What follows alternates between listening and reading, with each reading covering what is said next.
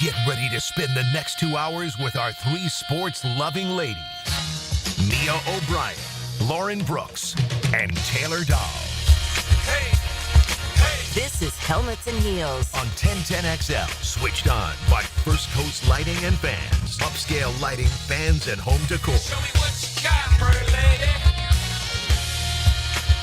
It's a beautiful day to talk some women's lacrosse as we're live here at JU's Rock Stadium. If you're watching online, you can certainly see the game behind us as JU plays host to number 3 Michigan. That game will begin shortly, but excited to be here at Rock Stadium. Mia, you played lacrosse, so this is certainly something I know you're very interested to see today. Especially because I will be calling several JU women's lacrosse games for ESPN Perfect. Plus this spring. So this is an ideal kickoff for me, especially because I will be calling a game in 48 hours. Taylor Dahl just asked me, how many players are on the field at once? And I go, 11. And then I go, wait, 3 attackers, 3 defenders, 4 midfielders, 1 center. It's actually 12. So, yeah, excellent. I'm just trying to learn, Mia. Well, more so brush me being like, Refreshing. oh, that's right. Yeah, that's what the rules of the game that I'm going to be calling on ESPN Plus on Sunday are. Yeah, we know that lacrosse is something that started much more in the Northeast and has trickled down here. I know that JU on the men's side has been ranked pretty much every year under John Galloway. And on Tuesday, actually, we'll be back here at JU and we'll chat with John Galloway here. But let's get into some football, as last night there was the NFL Honors hosted by one Snoop Dogg. I thought Snoop's joke at the very beginning about Belichick's girlfriend was funny. But I don't know, were y'all watching live when Nikki Glazer dissed the city of Jacksonville? I was not watching live. I got several texts about it, though. Yeah, so normally I don't watch these things, but I knew that Brian Thomas Jr. was going to be a part of it. I was curious to see who would win MVP. That, of course, those honors went to Josh Allen of the Bills.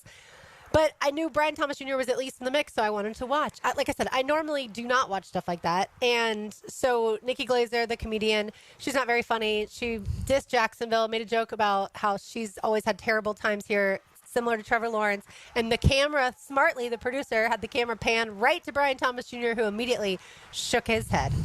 And I appreciated that he was defending. Obviously, he couldn't say anything in that moment. He doesn't have a microphone. But I appreciate that he defended our city with that head shake. And I know people are always going to make fun of our city because they've never lived here and they don't understand the magic of it. But come to JU's stadium. Yeah. Come look at the river right here, the St. John's River that it's on. Go to UNF's campus and see how close it is to the beach. I hate when people take shots at our city, but I was born and raised here. I'll always live here. So that always gets me more probably than the average person.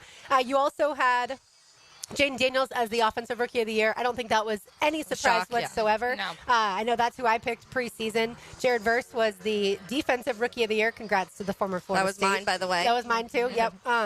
And then Eric Armstead, Walter Payton Man of the Year Award. I think under normal circumstances, Jaguars fans would have erupted and been excited. But because of how the season went, because of the curiosity of the position that Eric Armstead played versus what a lot of people thought he would play, and then, of course, the fact that he used to be teammates with Azeez Al-Shaair, and he liked his post after we all believed that Al-Shaair laid that dirty hit on Trevor Lawrence, meant that Jaguars fans last night were not nearly as excited as they should have been. Yeah, fascinating. Fascinating situation. And look, Eric's been nothing but great to us in the locker room, so I don't want to poo-poo him. And off the field, his foundation has done amazing things for education. And the fact that he, went from a place in San Francisco that he played the first 10-plus years of his career, goes to a new city, and immediately was like, okay, I'm bringing the foundation. I'm going to start working with local elementary schools. It's a credit to him because that's not easy to go to a new place and immediately be like, okay, now I'm going to just bring my philanthropic endeavors here. Sometimes it takes a couple years, and he did not wait. And so I think that's part of why he received the award is because of his dedication to wherever I am, wherever my family can have impact, we're going to have impact. And so I don't want to suggest that, this was a Walter Payton Man of the Year lifetime achievement, but it kind of was because he was nominated by the San Francisco 49ers multiple times during his tenure there, Lauren. So that's why I'm happy for him because he finally breaks through. Yeah. And it's about his full career, not just what he did this past year. One last nod to Trent Baalke. How's that? Yeah.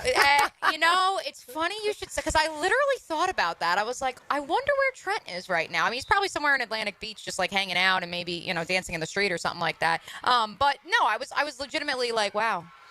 Isn't that wild? Yeah, it kind of is. I think, and it's funny too because to your point, Mia, the career type element, it feels like, with Eric, because, yes, you don't want to take away what he does in the community and how he's kind of transferred that over to Jacksonville.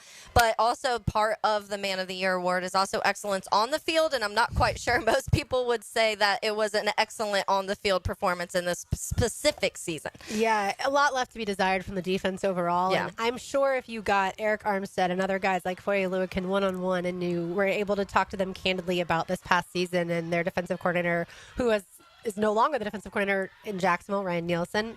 He took another job yesterday with the Bills. But I feel like if you were able to talk to them one-on-one, you would get a much different picture of what we kind of laugh at now, like the positions, the hockey shifts, all that kind of stuff. I'm sure that there was a reason for all of that they had great practices, right? And everything in the plan worked until the actual game started. And either way, now that we have Anthony Campanile, who visited with Jaguars.com, and I think he's really going to bring a very different set of eyes to this defense and a very different, fresh concept to this defense as well, which will be exciting.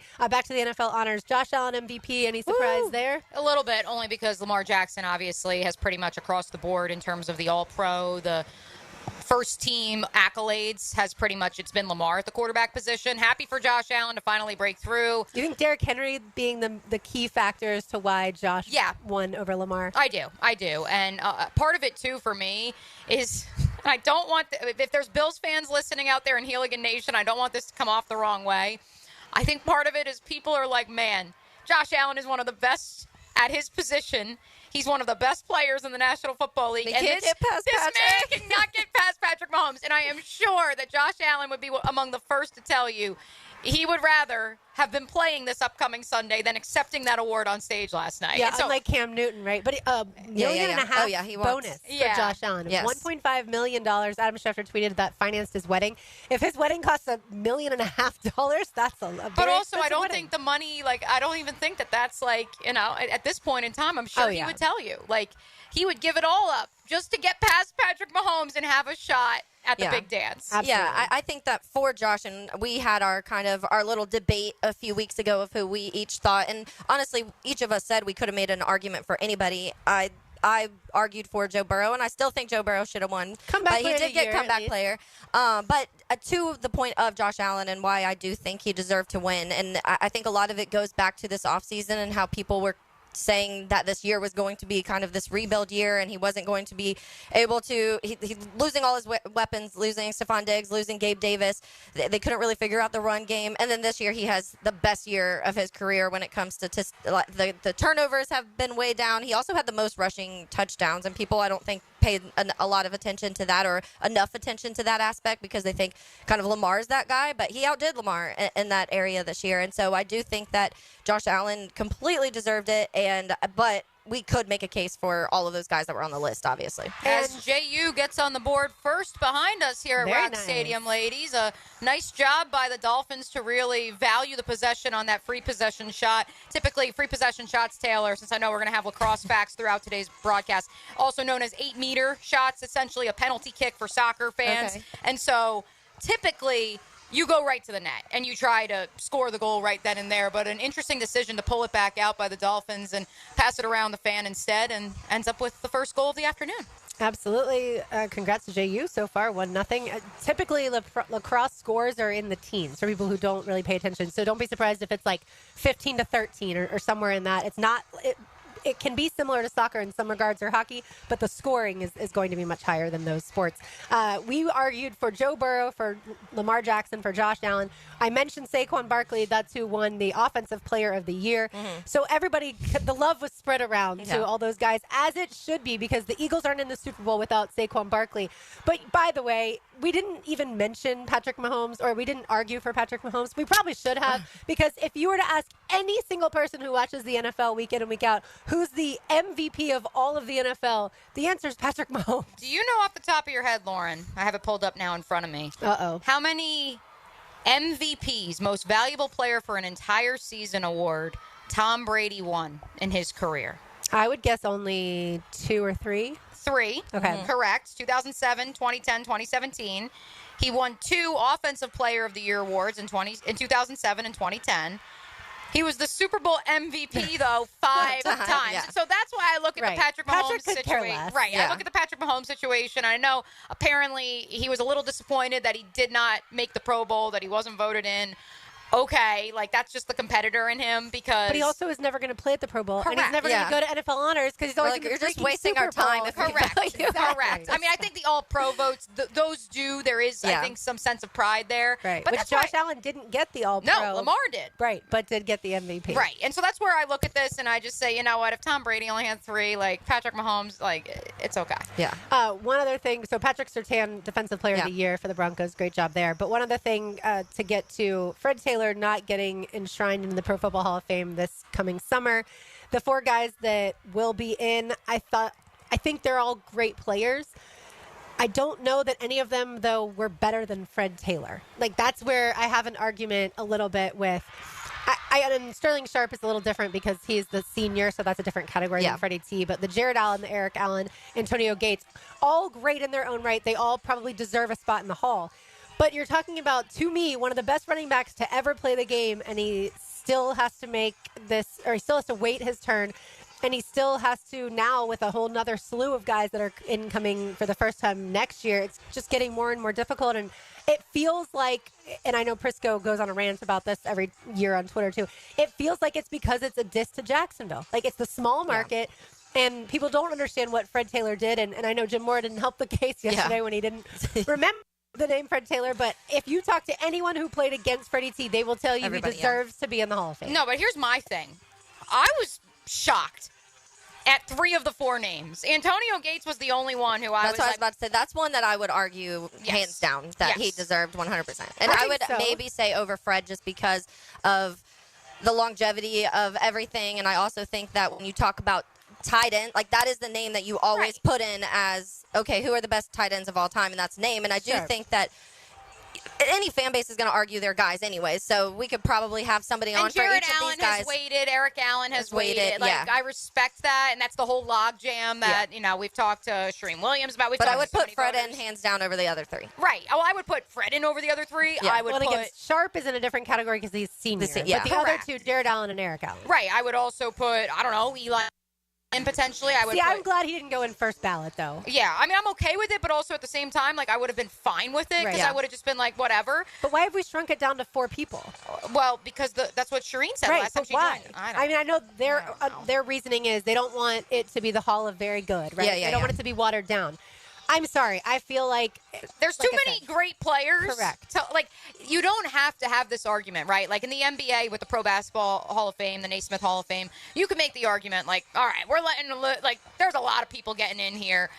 You don't have that argument in the NFL because unlike the NBA where you only have 12 to 15 players on a roster and the WNBA where it's 12 players a roster, like, you've got how many players on a roster each year that churn to actually be the elite of your time, let alone on your own roster? Right. Like, we've all been to Canton. Come on now. We've all seen the bus. Yeah. The Pro Football Hall of Fame is a special place, certainly, and you walk in that room and there's a certain reverence to it. And in my opinion, Fred Taylor 100% deserves to be there. And if Frank Gore gets in ahead of Fred Taylor, I'm not going to be a very happy camper. And again, longevity. Fred played a long time, and look, I know that we had to wait a long time for Tony Vaselli to get in, 7 years, right? And so I knew it was already going to take a while. You could tell by the buzz yesterday on social media, Freddie T was not getting in. But it's just disappointing to me that because he didn't have as many Pro Bowls, which, again, that goes to fan voting, which should not be a part of the argument. A couple other names, though, who also missed out that, again, like, this is congratulations to Eric and Jared Allen. Obviously, congrats to Antonio Gates, who I agree should be in the Hall of Fame. But, like, Eli, yes. But how about Luke Kuechly, which, again, this was his first time. In shorter career, he retired somewhat young. Correct, but Patrick Willis was a first-ballot Hall of Famer last year, also had a short career, but he had 7 All-Pro seasons and 7 seasons, so there's that. We mentioned Vinatieri. Darren Woodson, Coach Campo's guy with the Dallas Cowboys, who he found, recruited, brought to Dallas. There's a lot of people looking around saying, much like Tony Vaselli, he's waited 4 or 5 years now. When is it going to be his time? Marshall Yanda, again, I know it was his first time on the ballot. Bias aside, like Marshall Yanda, again, also All-Pro, how many years between 2007 and 2019 with one team? I was surprised that it was those two names that were selected outside of Antonio Gates. Yeah, and we know that the people who present the candidates certainly have a lot to do with it. And so you always have to wonder, was the presentation better for Eric Allen, for instance, or Jared Allen? And look, Jared Allen... Which we talked about a lot with the Baselli thing, absolutely, yeah. Jared Allen, I mean, everyone remembers him as a player. Eric Allen, certainly a ton of interceptions. And Antonio Gates, yes, belongs in the Hall of Fame. It's just, from my vantage point, again, I feel like Fred Taylor is getting punished because this team didn't win the Super Bowl and because it's a small market team. Put on the highlights if you don't. Yeah, go watch. I mean, or talk to anybody. Talk to anybody who's like played against him. Right. And that's what I think, unfortunately, it is a part of the Jacksonville Jaguars, unfortunately.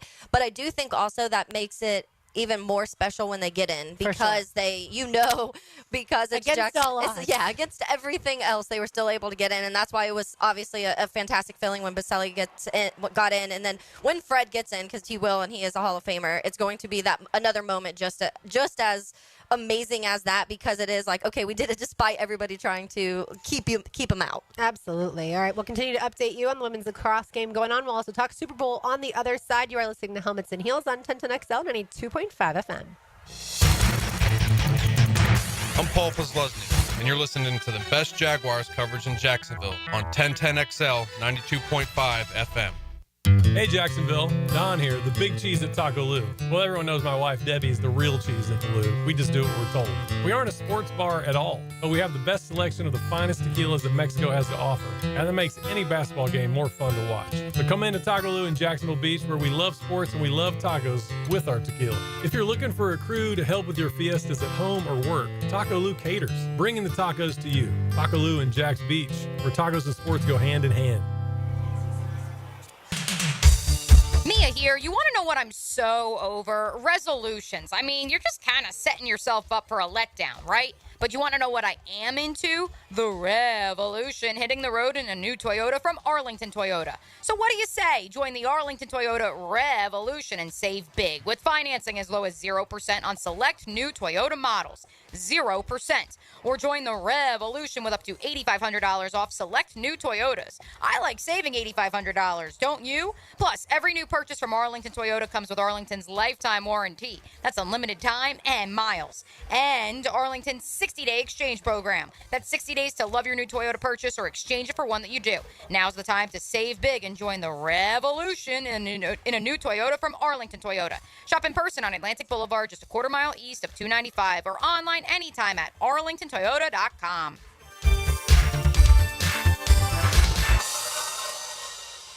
If you're listening to 1010 and you're a parent, chances are your kids are playing sports. Well, check out i9sports.com with spring and summer registration open right now, including all new girls volleyball at Duval Charter Bay Meadows. i9sports.com, enter 1010 for a discount. This is Mike Lynch, PGA Golf Professional. Take it from me. If you're dealing with an orthopedic issue, talk to the doctors at Southeast Orthopedic Specialists, where you're treated like a pro. This is Dr. Kevin Murphy with Southeast Orthopedic Specialists, where athletes are treated like pros. Thanks to all of you who have allowed us to be part of your recovery. Call us at Southeast Orthopedic Specialists if you ever have a need. Relieve pain and get back to life. Southeast Orthopedic Specialists. Is your dog Team Rough or Team Fluff? It's officially Puppy Bowl season at Dogtopia Jacksonville Beach Boulevard. They're getting MVPs, most valuable pups, ready for the big game. Your dog deserves a tail-wagging day of fun, and Dogtopia's indoor playrooms are the perfect training ground for their game day moment. Get your dog in on all the action by visiting Dogtopia Jacksonville Beach Boulevard and St. John's Bluff. New to the pack?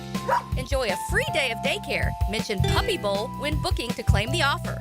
The Jacksonville Icemen are back home Friday and Saturday night as they battle the Trois Rivières Lions. Friday's game is Cancer Awareness Night, presented by Liberty Landscape. Come support the Icemen as they fight to stick it to cancer. Saturday, bring your dog to the game for Pucks and Paws Night, presented by Forever Vets Animal Hospital. 7 o'clock at ViStar Veterans Memorial Arena. Tickets at Ticketmaster, JacksIcemen.com, or call 904-602-PUCK. Iceman Hockey is #Frozen Frenzy. This is Greg Huntington, a.k.a. The Mangler. I'm on the winning team at Waste Management. If your business needs sustainable environmental services for waste removal and recycling collection, then you can count on the industry leader of WM to deliver results. Go to WM.com/Duval.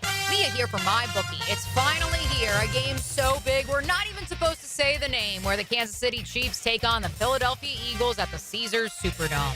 This isn't just the biggest game of the year, it's the ultimate betting event. If you are not on MyBookie, you are missing out on the action. Big game betting with MyBookie goes beyond just picking the winner. We've got all the wild props for this epic showdown. Will it be heads or tails for the coin toss? What color will the Gatorade for the drenching of the winning coach be? Even the length of the national anthem are up for bets at MyBookie. They love giving you options to bet on everything.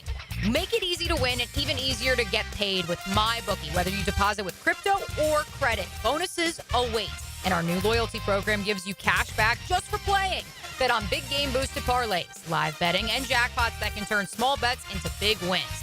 Why just watch when you can own the big game? Sign up with MyBookie now using promo code 1010XL and get your 50% sign-up bonus to kick things off. Bet anything, anytime, from anywhere with MyBookie. U.S. Border Patrol PBR is at 5-Star Veterans Memorial Arena February 22nd and 23rd. For your chance to win a 4-pack of tickets, text PBR to the text line covered by Lifetime Flooring at 641-1010. Looking for comfort with who you work with? Remember, Florida Home AC only hires the best. Background checks and drug screenings for all their technicians, so you can be confident when you choose Florida Home AC. Exceptional service is their guarantee at Florida Home AC. Don't miss the big game specials at Southern Steer Butcher.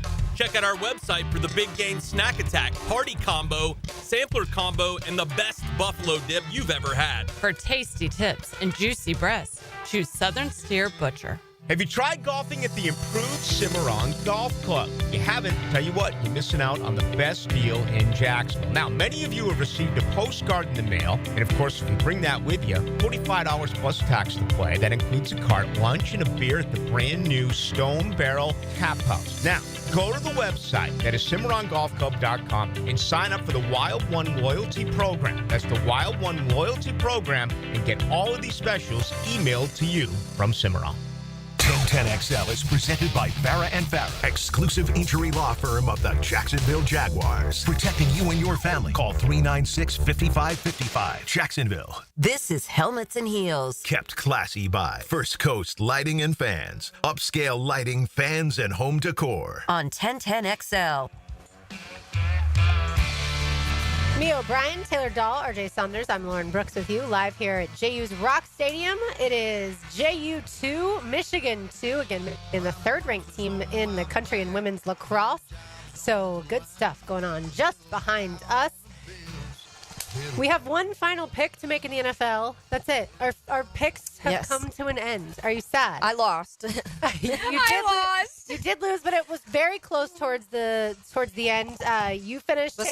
Get me. You finished with 57 total points. Mia finished with 63. Well, that's before, obviously, our final pick, if we all get it right. Or wrong. And then I finished with 66 points, and then we have one final game to pick, so we'll pick. Is it worth extra? It is not. Can we make this one worth 10? Exactly. I'm going to say no because make it come I'm in the lead. So we'll do that in just a second, but let's hit some news and notes around the NFL. Yeah, did want to let you guys know, first and foremost, an old friend alert before we dive into some Jaguars staffing updates. Longtime NFL coach, once upon a time, the former head coach of your Jacksonville Jaguars, Gus Bradley, is reuniting with one of his proteges. He is headed to San Francisco to join Robert Saleh's defensive staff 2.0 as some sort of assistant of some kind. And so shout out to Gus. Shout out to Bob Salad, reuniting in the Bay Area. That's like if you have an intern and then the intern's your boss one day. Right, That's exactly. what it's like with Gus Bradley and Robert Saleh. And you know Gus is loving this. Like, he's probably so proud of Robert. Oh, like, absolutely. But I don't know that he loves not being a defensive coordinator, which he has been for the Colts. Yeah, but I think this is, when you've been a DC now 3 times post being a head coach, you're not going to get any more DC or head coaching jobs. Gus just wants to be around the game. And I think this is a beautiful moment for him. Sure.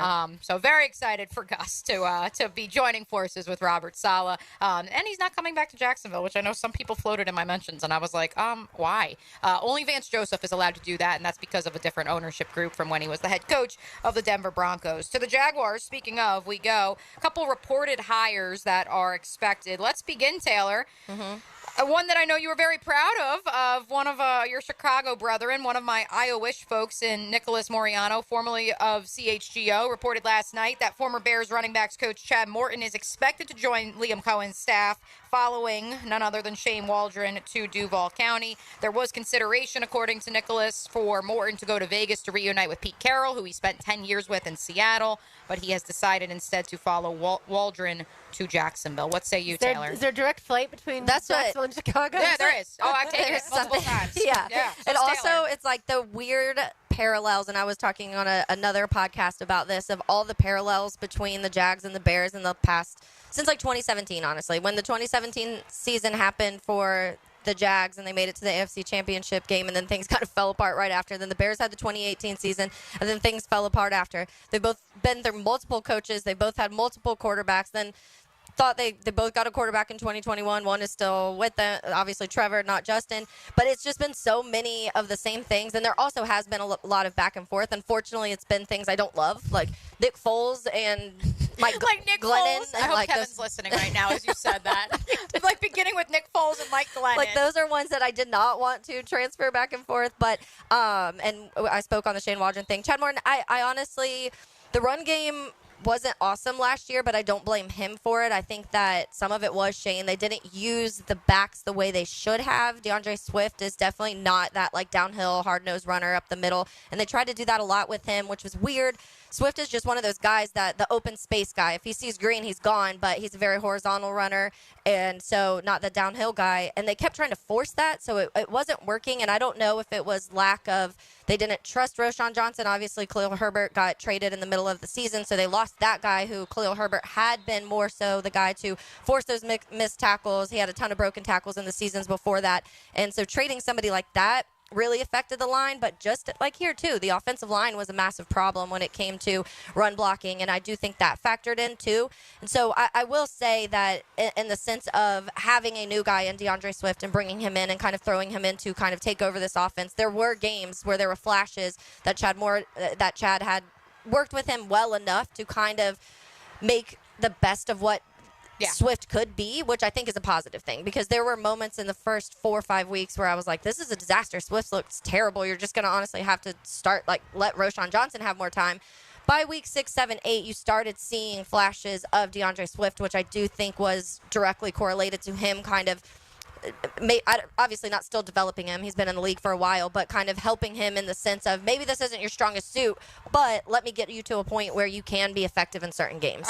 The only exposure I have to him was just from Hard Knocks, where they really went inside the running backs room with obviously a couple guys who they had switching positions, and Velus Jones, who then later spent time here in Jacksonville on the practice squad last season. His relationship with Jennifer King, the assistant running backs coach, one of the few female assistants in the NFL. Which you saw that fieriness in that episode of how much he also cared about the players, and you saw that in that episode because Ian Wheeler was another guy that they share a lot about him on that Hard Knocks episode, and that is everything that I've heard about him. He is that guy, and when he cares about the players and does get emotionally tied to these guys. So I think that in that light, you want the guy that's passionate about that position group, and he is. By the way, if you love diagnosing plays, make sure you watch Liam Cohen sitting down in the Miller Electric Center going through and discussing different plays and what he was doing with Bucky Irving, obviously when he was still the offensive coordinator for the Bucs.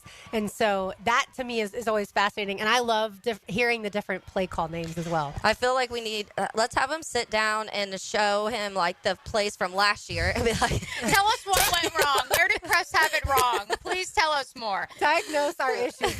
Again, like you've mentioned, Taylor, a lot of it is the line. If you're good at running the football, it's because you have an excellent offensive line, i.e. the Eagles. Yes, Saquon's great too, but he has an offensive line that can move mountains basically, and the tush push, obviously that works because of how strong the offensive line is.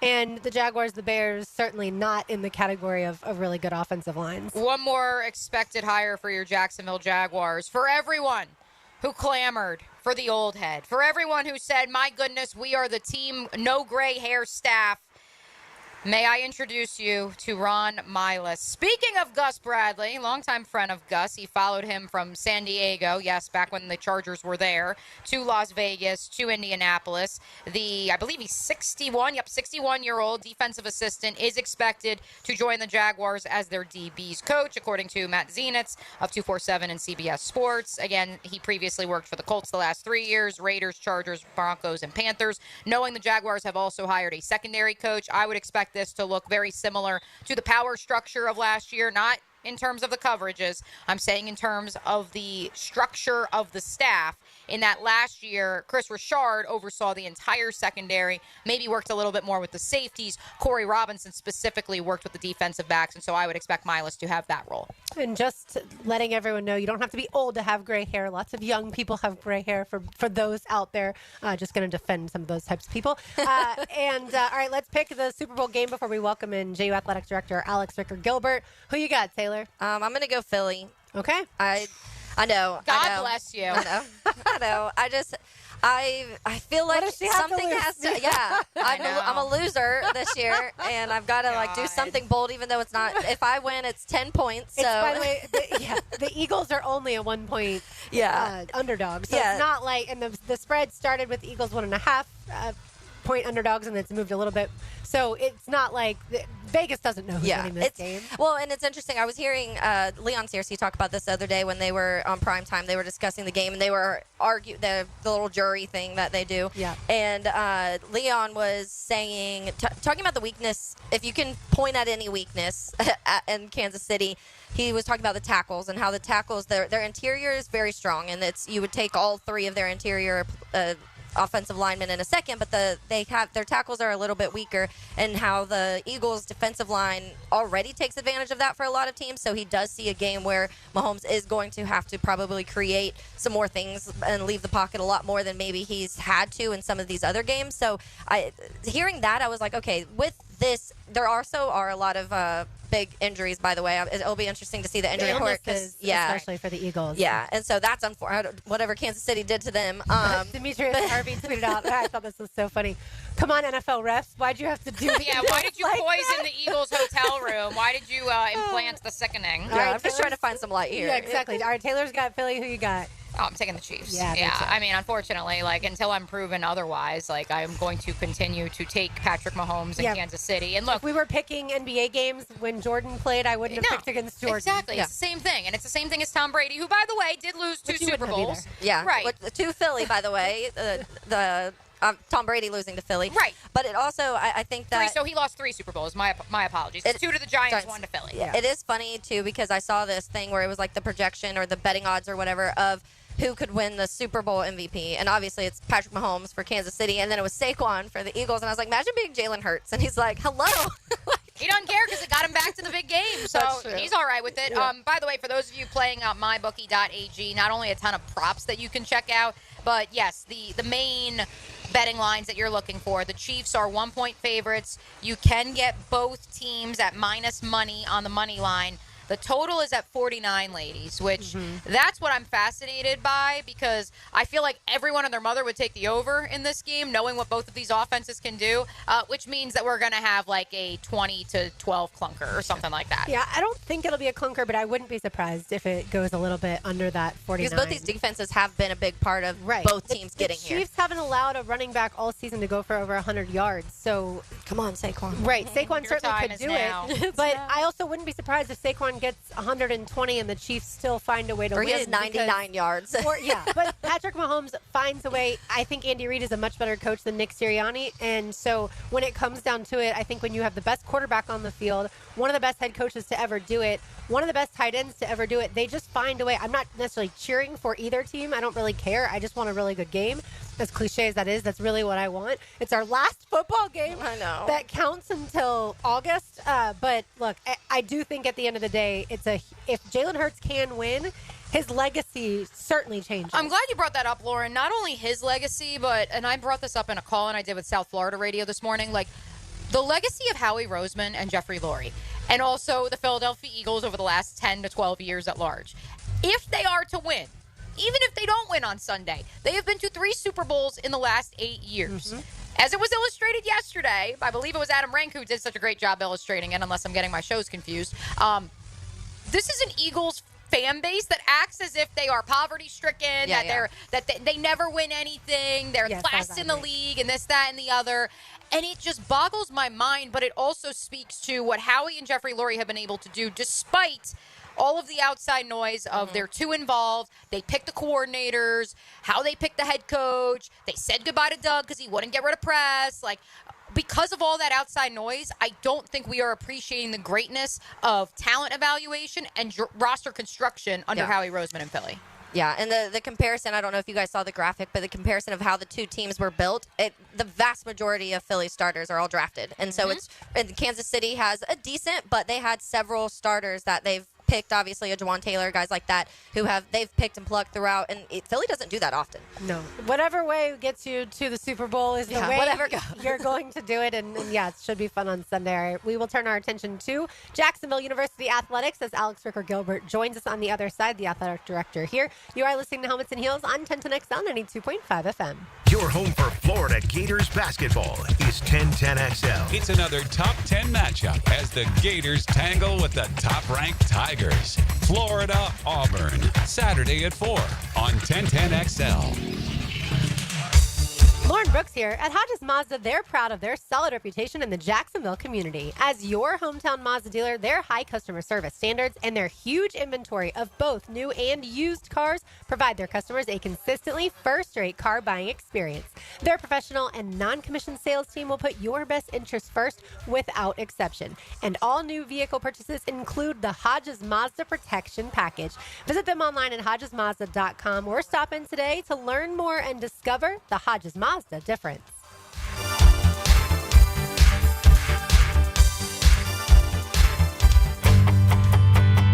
Hello, First Coast. I'm sure by now you have seen our bright green GFL trucks and containers throughout the greater Jacksonville area. We're an industry leader in solid waste and would love the opportunity to earn your business. We're committed to customer service, reliability, and have an unwavering focus on safety.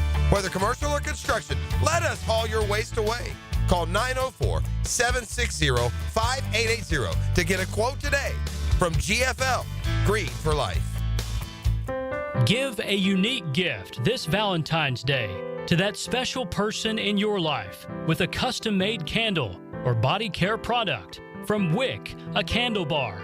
Locations in San Marco and Jax Beach. Bud Light and everyone at Anheuser-Busch want to remind you to get home safely every time. People are counting on you on the road and at home. Plan ahead with safe rides and don't forget to hydrate between beers. Bud Light encourages everyone to enjoy responsibly and socialize safely. I'm here with Clayton Bromberg of Underwoods. Clayton, let's talk about diamond cutting. How is the diamond price affected by the way it is cut?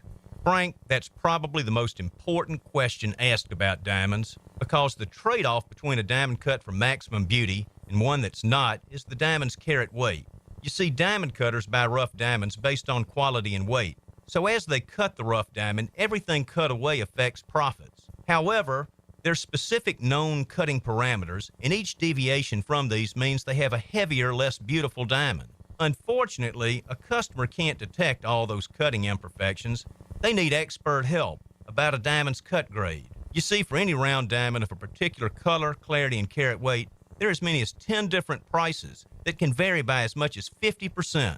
At Underwoods, we look specifically at how a diamond's cut before we look at anything else, because it's the most important factor when it comes to a diamond's beauty, and to us, whether it should carry the Underwood name or not. Before displaying one of the greatest aerial acts in NBA dunk contest history, D. Brown was pumping his kicks at the Bowl School right here in Jacksonville. From there, Brown would go on to play for Jacksonville University, where his skills would land him as the number 19 pick in the 1990 NBA draft. Brown played for 12 years in the league for 3 different ball clubs, and now is a part of the front office of the Clippers G League affiliate. I'm RJ Saunders, and this Black History Month profile is brought to you by Instant Keys. Fast, professional locksmith service. The Players is proud to support K9s for Warriors, which provides trained service dogs to help and empower our military veterans like me. 32 days until the Players. Brian and Angela Wall here with Window World. By now, everyone has heard about saving money on their energy bills. There are all sorts of things you can do to cut energy costs, but most people don't think about their windows. But Window World knows that the biggest energy loss in almost every home is the windows. There is more energy loss from old builder-grade windows than just about anything else in your home. You can upgrade your heating and air, your appliances. That's good too. But before you do all that, upgrade your windows to Window World's energy-efficient windows. Window World's windows are easy to clean, energy efficient, and have the best guarantee in the business. Window World's slogan is simply the best for less, and we mean it. You get great American-made windows, and you get to keep more of your money when you buy from Window World. Need any more reasons to buy your windows from Window World? Call them today and set up your free in-home estimate, or go online to windowworldneflorida.com. Window World, simply the best for less. Thank you for your business. Window World also offers energy-efficient doors. This date in sports history is brought to you by Southeast Orthopedic Specialists. On February 7, 2023, LeBron James scores 38 points to become the NBA's all-time leading scorer as the Lakers beat the Oklahoma City Thunder. LeBron surpasses Kareem Abdul-Jabbar's record. Value or flavor? Price or taste? Why choose when you can get both with everyday deals at Sonny's? Right now, you can get the pork big deal for $10, the pork and rib combo for $12, and all-you-can-eat ribs for just $19.99. Yep, you heard right. All your favorites are now available all day, every day. And that's why it's always Sonny's here. Sonny's Barbecue. Local pitmasters since '68. Roses are red, violets are blue. A broken pipe? That's no way to woo. This Valentine's Day, don't let plumbing or HVAC problems ruin the romance. Whether it's a leaky faucet, a backed-up septic tank, or a heater that's colder than your ex's heart, Duck Rooter is here to save the day. Our expert team will fix it fast and at a fair price, so you can get back to the love you deserve. When you're stuck, call the Duck, 904-862-6769, or online at duckduckrooter.com. 1010XL is presented by Farah & Farah, exclusive injury law firm of the Jacksonville Jaguars. Protecting you and your family. Call 396-5555. Jacksonville. Helmets and Heels is switched on by First Coast Lighting and Fans. Upscale Lighting, Fans, and Home Decor on 1010XL. Welcome back to Helmets and Heels. Taylor Dahl, Mia O'Brien, RJ Saunders back at 1010XL headquarters. I'm Lauren Brooks, and we're pleased to be joined by Alex Ricker-Gilbert, the Jacksonville University Athletic Director. Hi, Alex. Thanks so much for hanging out with us. Thank you all for coming to campus today. Absolutely. It's a gorgeous day. We've got a great lacrosse game going on JU just scored 7-3 now. Yeah, I got to stay in the booth, I guess. You are welcome to stay here. And also, congrats on the victory last night in men's basketball. Yeah, it was good. I'm proud of them. Stubbed our toe last week and had to respond without Rob McCray. So the fellas did a nice job, and you win a game, you're back tied for first. So keep going. Absolutely, and another chance tomorrow night. Another chance tomorrow night at home against Bellarmine, and every game matters from here on out, as you know. February basketball. Absolutely, and UNF took care of Bellarmine for you last night, so you got a good scouting report as well. We do. So throughout the duration of today's program, Alex, it's our first time ever being at Rock Stadium, as far as I know, in Helmets and Heels, at the very least in the daily iteration. We've never been before. Yeah, I was going to say, I didn't think so. I played lacrosse, but we joked with Taylor. We're going to be learning a little bit about the game of lacrosse throughout the duration of today's 2-hour program. Give folks who may be unfamiliar with the history with Mindy and how she built this JU women's lacrosse program into what it is, and obviously now a new era of sorts here, now the third year of it here for the Dolphins. Yeah, it's a great question, and we started both men's and women's lacrosse in 2009, 10. I think 10 might have been the first season that spring. And Mindy McCord, Paul McCord, the Board of Trustees really saw an opportunity to bring a sport to JU that was growing. Was growing all over the country, was growing in the state of Florida, was an opportunity for us to recruit a student from all over the country, now all over the world. And so that was the foundation. It was a idea, a strategy around the growth of lacrosse and what it could do for our university. And obviously it's worked out. Our women have historically been very successful since the start of the program. And Mindy did a great job. She left for USF just a few short years ago, and we were fortunate enough to hire Tara Singleton This is her third year. She's doing a wonderful job.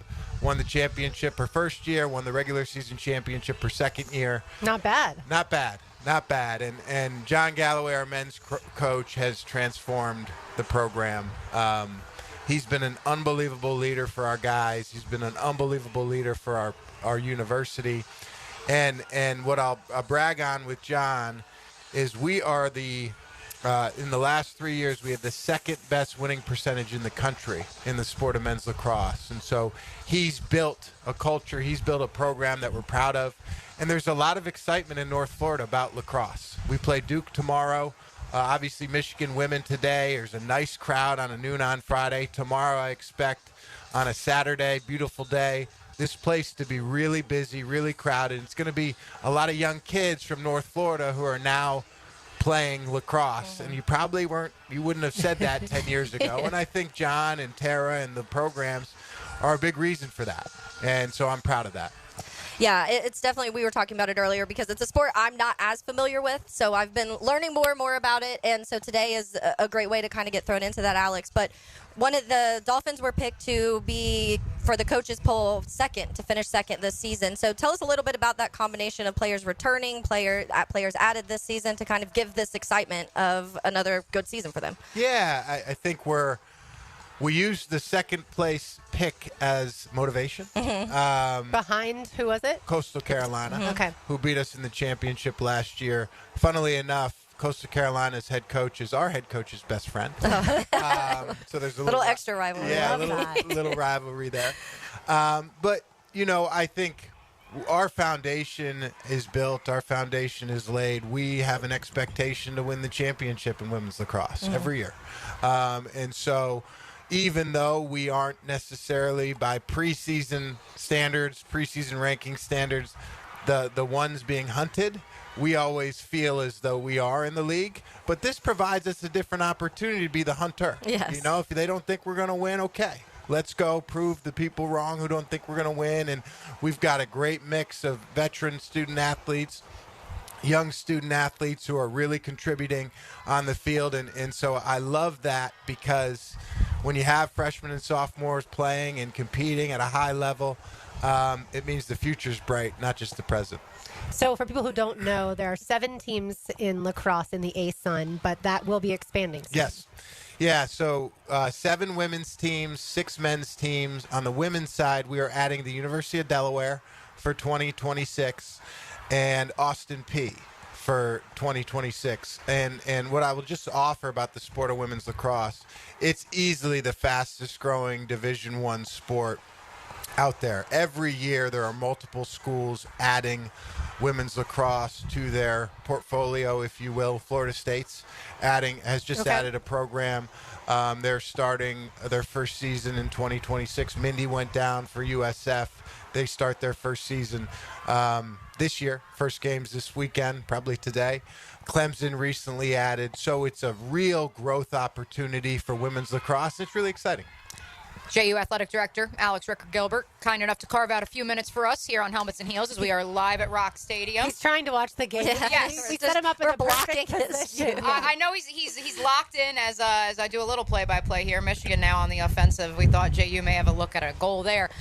Alex, not that I want to take you out from the game and go to the more serious topics, but you are, a resource for us here in the sports community in Jacksonville because of all the committees you serve on within the NCAA amongst the athletic directors. I'm curious, the anytime transfer, the JUCO, but it doesn't count against your eligibility. What do you make of some of these proposed pieces of legislation that have come before a couple different NCAA committees the last few months? I think it has flipped the industry upside down, if I can speak candidly, which I will.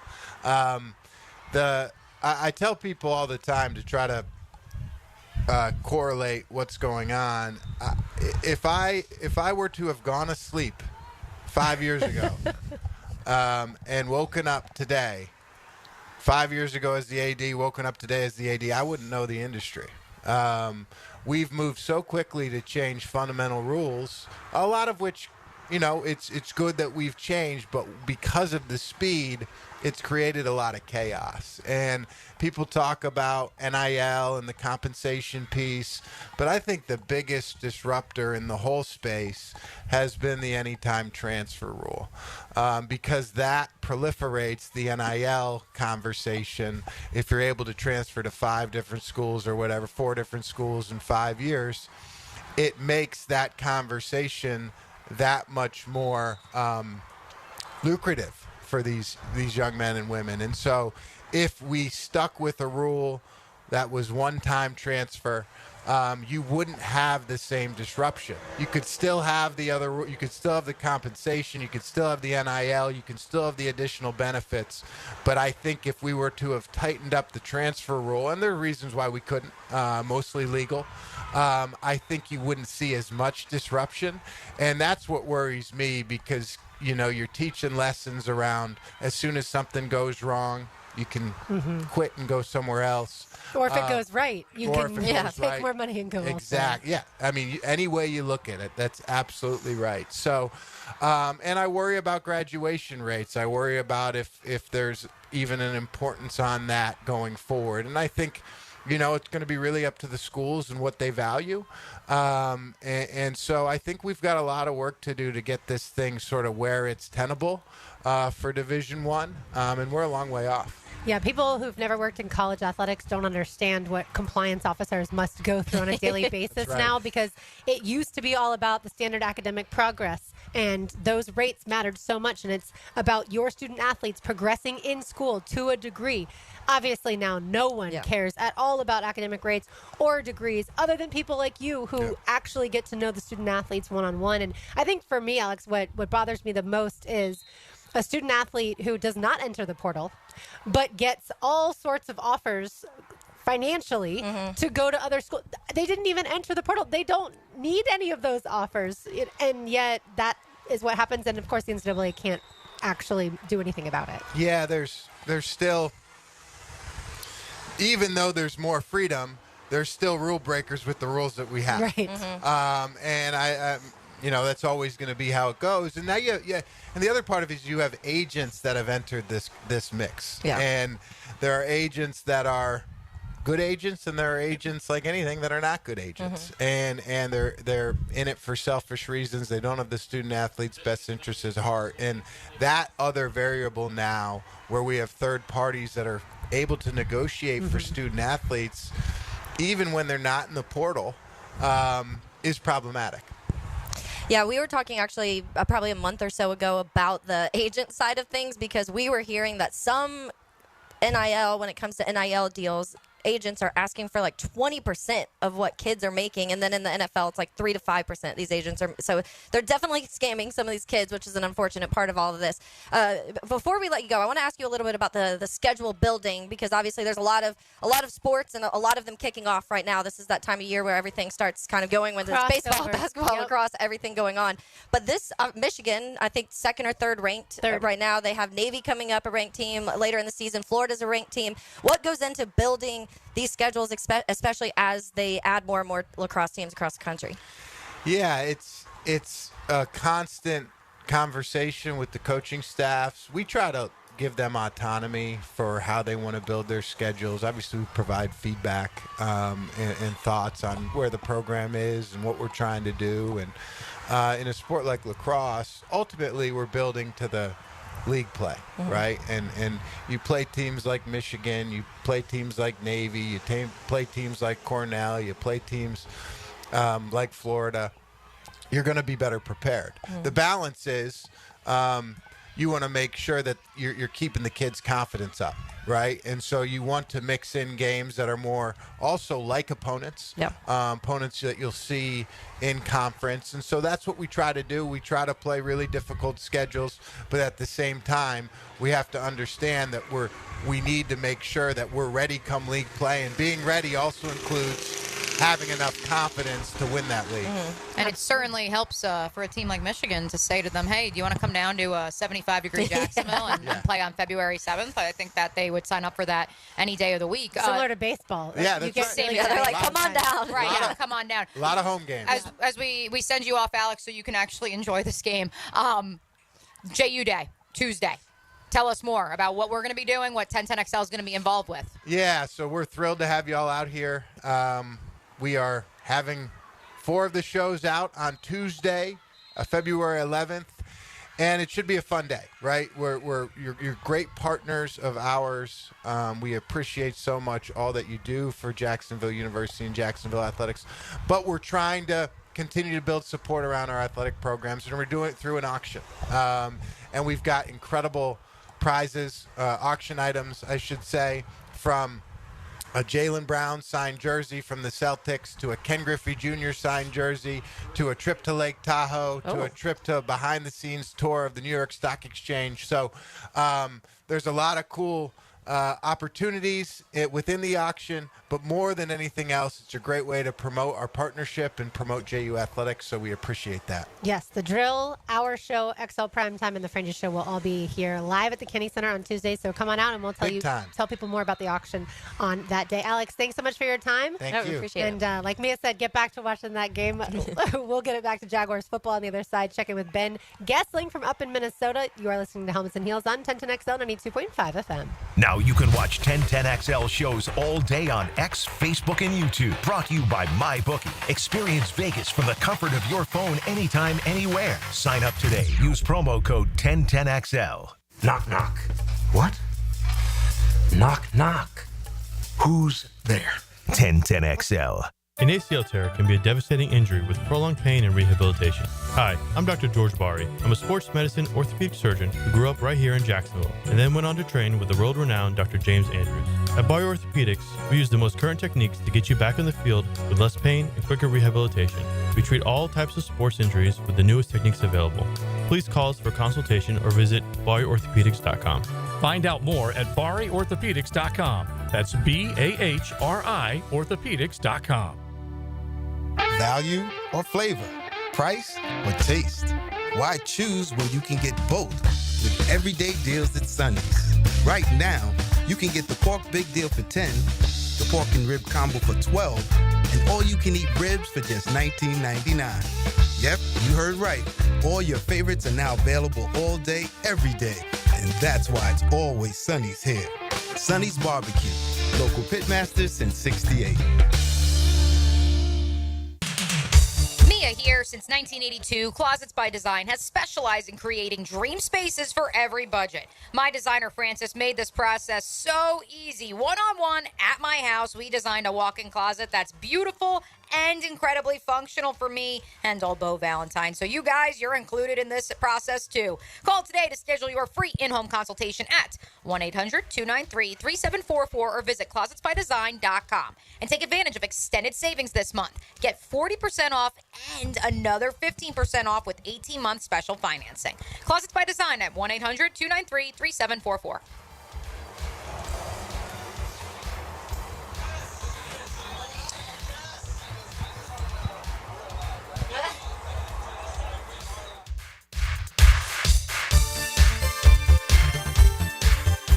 Are you 18 years or older, just got married, just got divorced, or have children? Listen up. Have you done your last will and estate planning? If you have questions, call Matt Hinson with the Hinson Law Firm. Reach him at 527-1700. Office is Jacksonville, Florida. And don't let the state decide your fate. Listen up, Ospreys.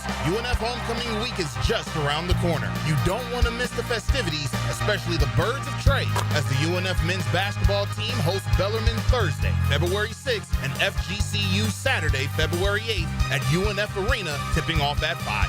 Show off your pride and reconnect with your alma mater. Thursday, February 6th at 8, and Saturday, February 8th at 5. Visit UNFOspreys.com/buy tickets now to secure your seats. Swoop! Hey Jacksonville, Lauren here from Helmets and Heels. When it's time for new tires, look no further than Big Chief Tire. Their experts will help you quickly find the right fit, ensuring a safe and comfortable ride.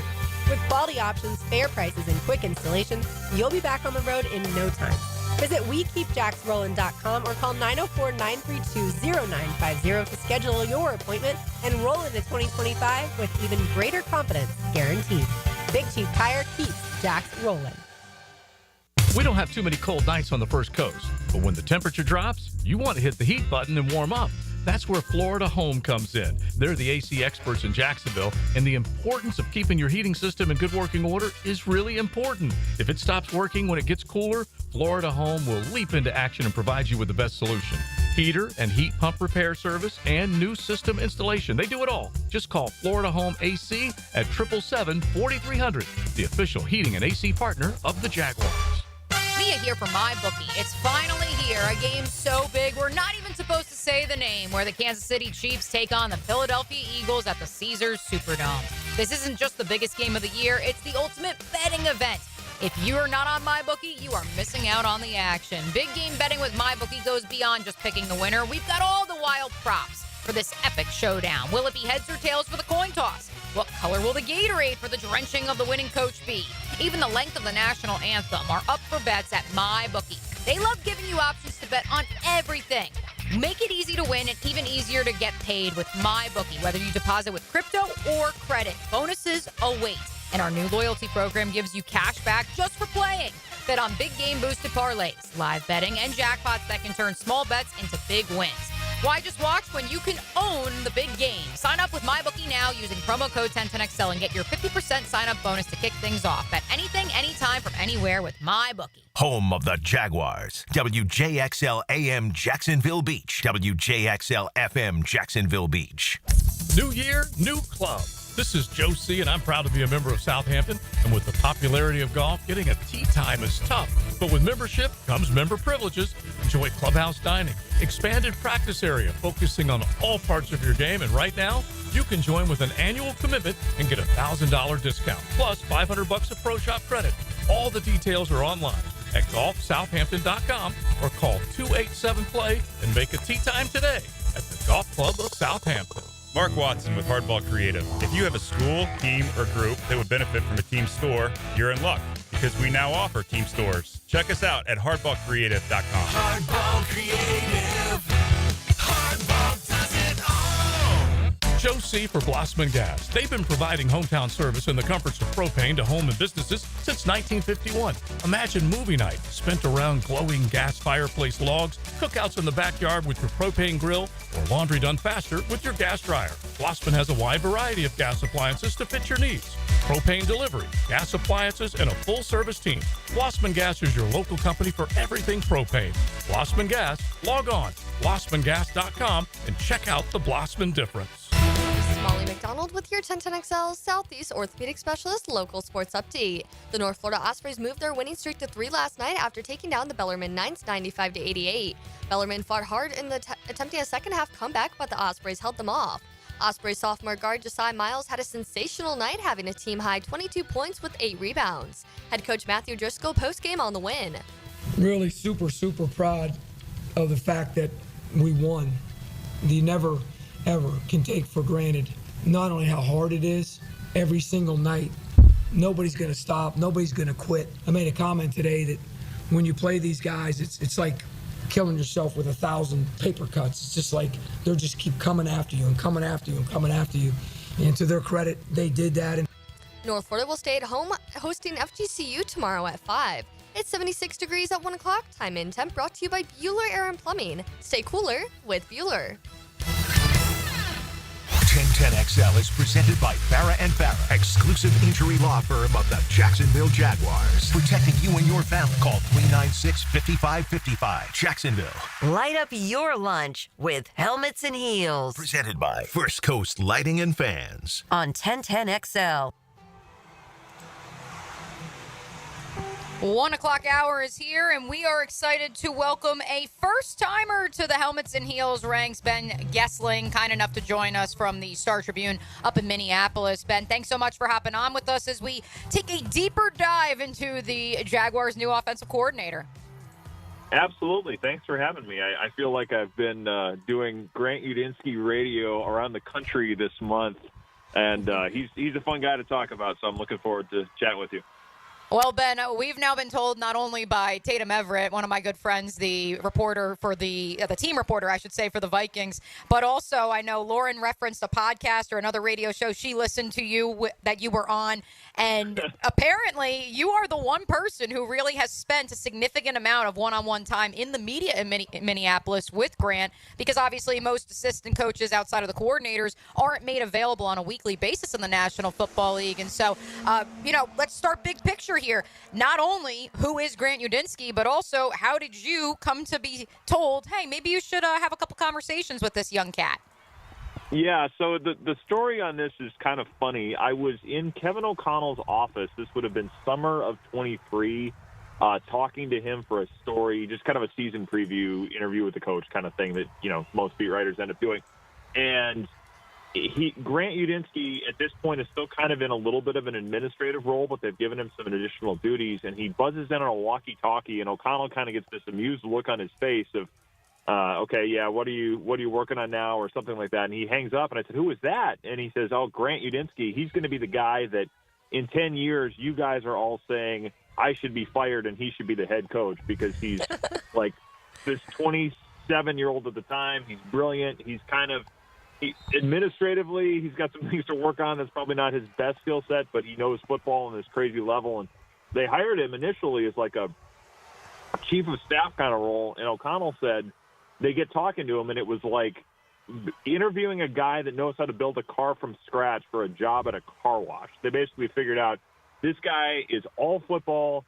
He was like almost a 4.0 student in college, and basically knows football on a level that most assistant coaches, certainly assistant coaches of that age, do not. So they promoted him pretty quickly a couple of times. They go through 4 different quarterbacks in 2023 because of the Kirk Cousins injury, and they have to bring in different people. And he's kind of doing these 6-hour walkthroughs of quarterbacks on Fridays, and he's basically just gotten most of the things in his life are just football, with one exception. Every summer, he goes on a backpacking trip to some remote part of the world and basically stays in hostels, goes off the grid. That's about the only thing he does that's not football-related. And the first time Kevin O'Connell had him go on one of these trips, he tried to get a hold of him for some training camp detail, couldn't get a hold of him for like 5 days, to the point where he's worried, hey, did you die on the side of a mountain or something? Are you safe? What's going on here? So he gets a lot of, there's a lot of jokes and he gets some good-natured grief, but everybody in that building, O'Connell has said this when I did this story, he's like, this guy is going to be on a skyrocketing timeline. And this is a coach, Kevin O'Connell, who worked for Sean McVay, who was a head coach in his 30s himself, so he knows what this looks like. And he said, I have no doubt this guy is going to be on one of those timelines. Ben, congratulations to Kevin O'Connell, by the way, for the Coach of the Year.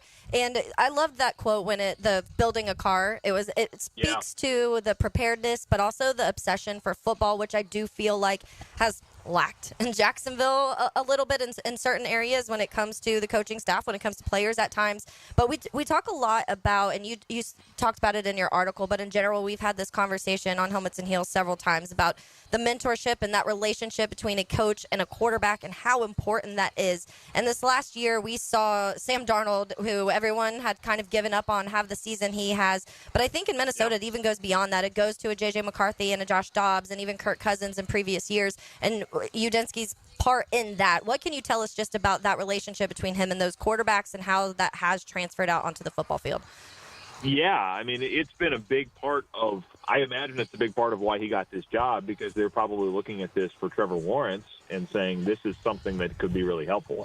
His approach has essentially been, whatever you need from me, I am there to do it. He will typically be on the practice field, and I think one of the days I was trying to talk to him, I waited for probably 45 minutes after practice, because he's almost always out there with Sam Darnold working on something, whether he's coaching him or he's saying, okay, you need a pass rusher? Okay, I will pretend to be a defensive end coming after you. You need a receiver? I got you. I'm not out catching the ball. So a lot of these days when Josh Dobbs is coming in and trying to learn the offense in the middle of the season, I think they basically were out on the field the Friday before that Falcons game that they won, where Josh Dobbs essentially had just gotten there and had to play. I think they were on the field for like 6 hours or something like that. And Udinski's chasing him around with a broomstick, and they basically went through the entire call sheet to make sure they were comfortable with it. And he'll say this, like, I'm young, I don't have kids, I don't have a family yet, so I can be the guy that whatever hour of the day you need something, I'm here to talk with you. This is what I'm all in on, and this is what I'm invested in. And with J.J. McCarthy, it became this summer when McCarthy's asking questions at 11:30 at night. Wes Phillips has got kids, he's trying to get to bed. He'll just say, text Grant. He's up, and he'll be able to talk to you. And it became like a nightly thing where McCarthy even said, there were nights where I didn't have to call him, and he was almost kind of sad that I didn't. Like, hey, I thought we were going to have our nightly conversation to talk ball. So that level of commitment to players, I think, is probably the thing that sticks out most about him, and that's what you'll hear a lot of quarterbacks say about him. It's just he will do whatever he possibly can to make a player better and have them more prepared for what they have to do on a Sunday. I'm guessing Trevor Lawrence will have a pass through his do not disturb he sets at night. Yes, he had to learn a few things about the do not disturb settings because of this thing with Kevin O'Connell, where he's gone on the side of a mountain and they're kind of worried, did you get eaten by a bear or something like that? So he's not like the most. I don't think he's a guy that spends a lot of time on social media or has a lot of like plans and hobbies and interests outside of football. So I think he kind of says, well, who else would I need to be talking to at this hour of the day? I don't think he's terribly like building a brand out on social media a whole lot. So he probably didn't see much of a need for that stuff. But yes, he will. I would think Trevor Lawrence will get into that select group of people whose texts and calls break through the do not disturb settings. Ben Guestling, our guest, he covers the Vikings for the Minnesota Star-Tribune up in, obviously, Minneapolis in that area. So we can talk all day about what he did for Sam Darnold. Certainly Kevin O'Connell, a big part of that as well. But, Grant, we like to kind of take victory laps around here since, of course, the Bucs wanted Liam Cohen to stay and the Jags got him as the head coach. And lots of other teams wanted Grant as well. The Seahawks, that's the podcast that I listen to on. The Seahawks were really interested in him. The Texans were, the Bucs as well. And so why do you think he picked Jacksonville? Well, I think Liam Cohen had been in Kentucky, I think, at one point, working with with Will Levis, and there had been a lot of these connections that everybody thought, hey, Will Levis might make sense for the Vikings because Liam Cohen has kind of a shared lineage, so to speak, with Kevin O'Connell and Sean McVay and that whole group. So I think there's some carryover there in terms of schematically what Liam Cohen will want to do compared to what Kevin O'Connell wants to do. I think that'll be an easier thing to pick up. I think working with Trevor Lawrence is probably something that's attractive to him. I mean, it's an opportunity to take a guy that was the number one pick in the draft and has needed to pick it up here. I mean, it's not that different of a situation, probably not as big of a fall or as big of a valley as Sam Darnold has been through, but there's some similar dynamics to that. So I think there's probably an interest in Grant Udinski because of his work in that area, and I think Grant Udinski probably looked at this job and said, it's a head coach that's very much like Kevin O'Connell in terms of age, in terms of where he's come from, and it's a situation that's got some parallels to what I've done in Minnesota. I would imagine a lot of these things were points of connection for both Liam Cohen and Grant Udinski, and then Grant Udinski and the Jaguars in general. You can find Ben's work not only at the Star-Tribune, but you can find him on X at Ben Guestling. That's Goessling. He's also on Blue Sky, Threads, Instagram at that same handle. Ben, let's take Grant Udinski out of the equation here. Let's talk big picture. Something that I have told anyone and everyone who I've been on their radio show, I've been on their podcast, I've said it here on the Superstation.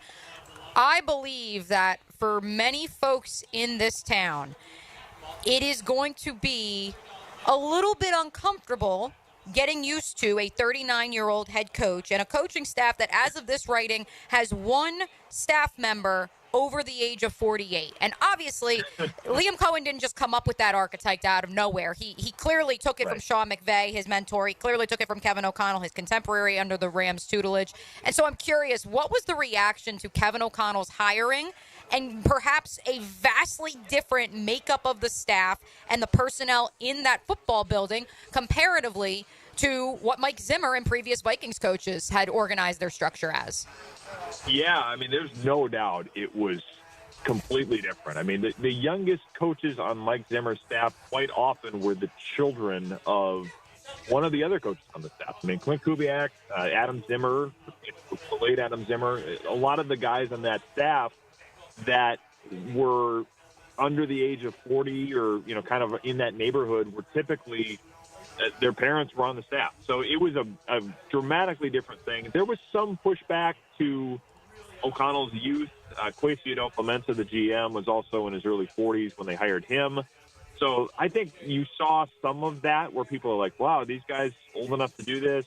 You just get the kind of typical reactions of it's much more about, collaboration and connectedness. And, you get people to kind of roll their eyes at some of those things. But from the players' perspective, it was extremely needed. I mean, you heard a lot of players when Mike Zimmer got fired just kind of hinting at or talking privately about how bad it had gotten and just this lack of ability to connect socially, to have personal relationships with people. That was something that players felt was significantly lacking in that previous regime, and it's certainly something that Kevin O'Connell kind of majored in. I mean, he talks a lot about his belief that because the Vikings have been as connected as they've been, it's helped them win a lot of these close games. And he's got, I think, the third best winning percentage in one-score games in NFL history at this point, behind Guy Chamberlain, who was a Hall of Fame coach back in the 20s, and John Madden. So he would tell you that a lot of the ways that players relate to each other is what helps them not turn on one another when things get difficult. So I think a lot of that is probably a more youthful approach to coaching. It's probably a more youthful approach to playing, and it's probably how a lot of these players, if they've played for younger coaches in high school and college, have come up at this point. So I do think there's been a shift. I think there's a lot of these things that are probably becoming the standard as you see more and more coaches that are contemporaries with the guys in their late 30s, early 40s. And I think for the Vikings, that's been a lot of the DNA that they would say is a major reason they've been as successful as they have. Ben, final thing, who starts for the Vikings at quarterback to start this 125 season? Well, it's going to be, I think it's going to depend some ways on what the financial picture looks like for Sam Darnold. If he has offers out there, I would not be surprised if the Vikings tagged him and then try to trade him. They're very excited about J.J. McCarthy, and I think they have wanted this window here of you have the cheap quarterback. I mean, everybody knows what a benefit that could be if you have a quarterback playing at a high level that isn't costing you a lot of money. So I think there's still a possibility that Sam Darnold is back, but I also think a lot of the language, a lot of the rhetoric you hear about him for now is perhaps with this idea of let's kind of hold our cards and let's maybe try to tag him. Let's see if we can trade him and get something for him more immediately than we would for a comp pick. It's going to be probably somewhat depending on the price here, but I think there's certainly an interest in maximizing what they might get out of Sam Darnold while moving on to J.J. McCarthy. I mean, even Daniel Jones being here is part of that reason, where he maybe becomes the other veteran quarterback if, in fact, Sam Darnold is somewhere else. So they've got a lot to consider, but I think their excitement about McCarthy may be what leads them to say, let's turn things over to him if he's recovered from that knee injury, and I think they expect he will be, so would not be surprised if it's J.J. McCarthy at 25. All right, sounds good. Well, Ben, we appreciate your time, and we'll be sure not to go backpacking with Grant.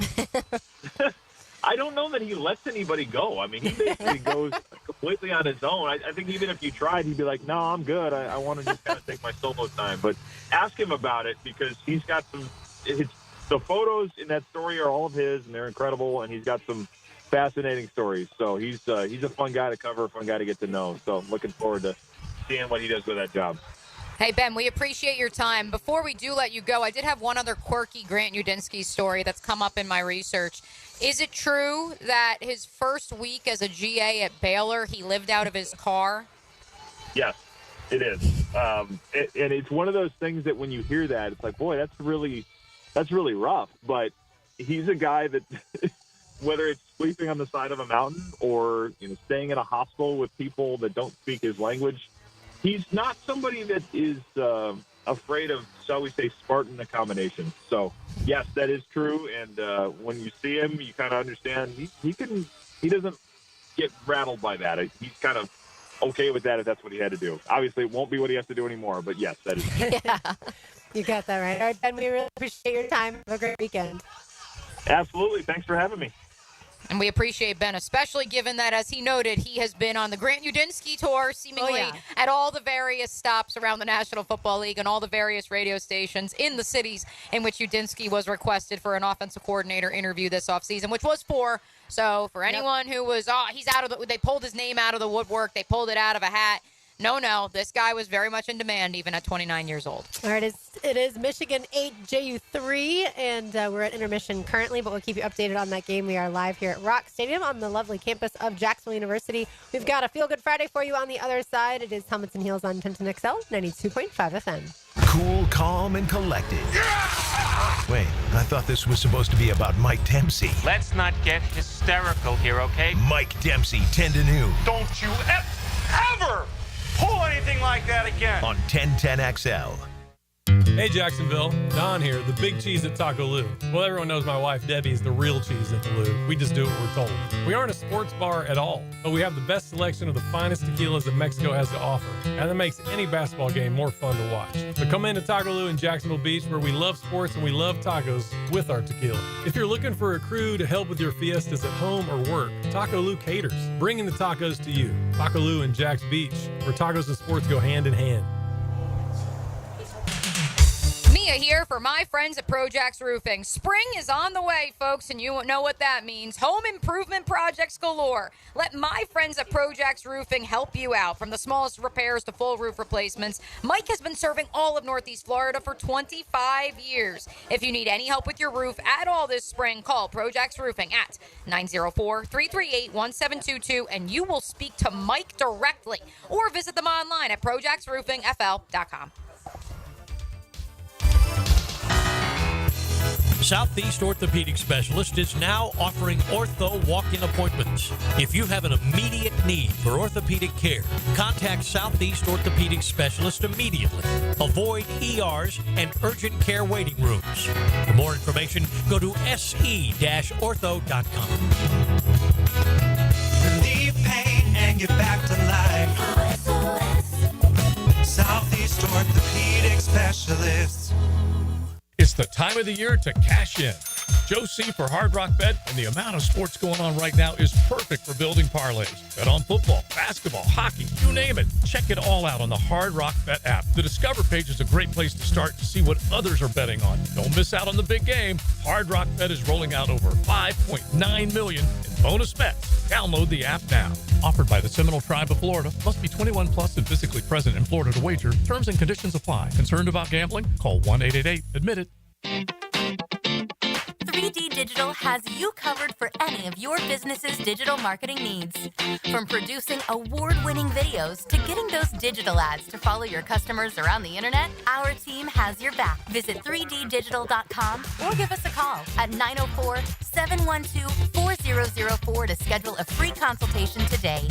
904-712-4004.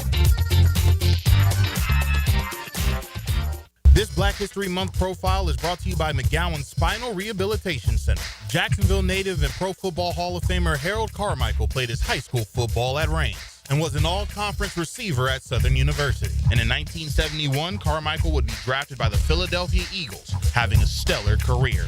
He would set an NFL record for catching a pass in 127 consecutive games while leading the Eagles to a Super Bowl appearance. And in 1980, would become the NFL's Man of the Year for his work off the field. Find Florida Gators basketball on 1010XL. Brought to you by Renewal by Anderson, the official window and door replacement partner of the Florida Gators. And by Farrah & Farrah, exclusive injury law firm of the Jacksonville Jaguars. Bueller. Stay cooler with Bueller. Hey, pal, what's the matter? I don't know about this air conditioner, Jason. You know, my job is actually to... I mean, 1 minute it's working, and the next minute it's not working. And every time I leave the house, I don't know if I'm coming back to a nice, cool oasis or a steaming cesspool of sweaty garbage fumes and dog farts, and then I'll never get to sleep. And I'll be too late to call someone. And what if I've got a big meeting the next morning and I haven't slept a wink? Okay, dude. Stay cool.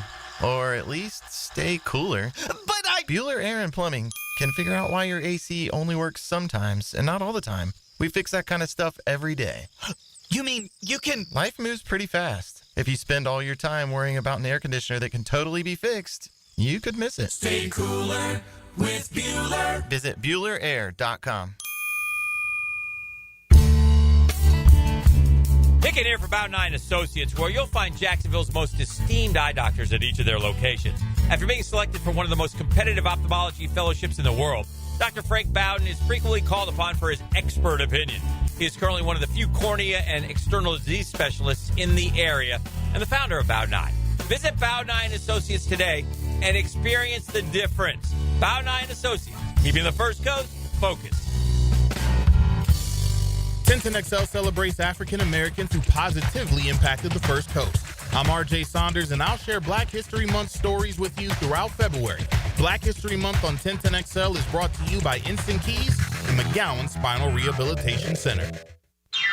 Hey everybody, Jennifer Marion with Randy Marion Cadillac in Jacksonville, here to say hello, and we'd sure like to have your business. You know what? They're going to love the king of price. My dad believes in making great deals and having a great selection in stock. Cadillac XT4s, XT5s, and XT6s, and Escalades. The all-electric Cadillac Lyriq. CT4s and CT5s. Cadillac luxury and selection is just waiting for you. At Randy Marion Cadillac, Southside Boulevard, Jacksonville. And don't forget, tell them Jennifer sent ya. 1010XL is presented by Farrah & Farrah, exclusive injury law firm of the Jacksonville Jaguars. Protecting you and your family. Call 396-5555. Jacksonville. Wow! I feel good. It's a feel-good Friday. We're going to have a good time together. And that would be good. So good. Text or tweet something that makes you feel good today. I hear good things. Really good things.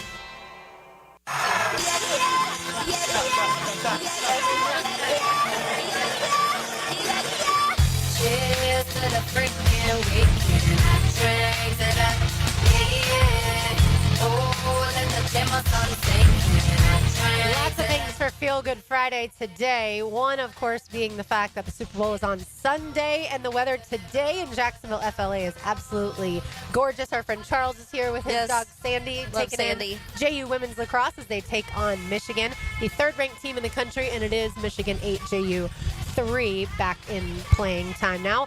I do want to give a shout out to Mary Wise. I'm sure y'all saw on Twitter last night that she announced her retirement after 34 seasons at the helm of the Florida volleyball program. Florida lost to Stanford 3-1 this year, and that's right. Round of applause, RJ, in the NCAA tournament. So I thought that was the crowd outside. It also might be the crowd here for JU Women's Lacrosse as we're live from Rock Stadium.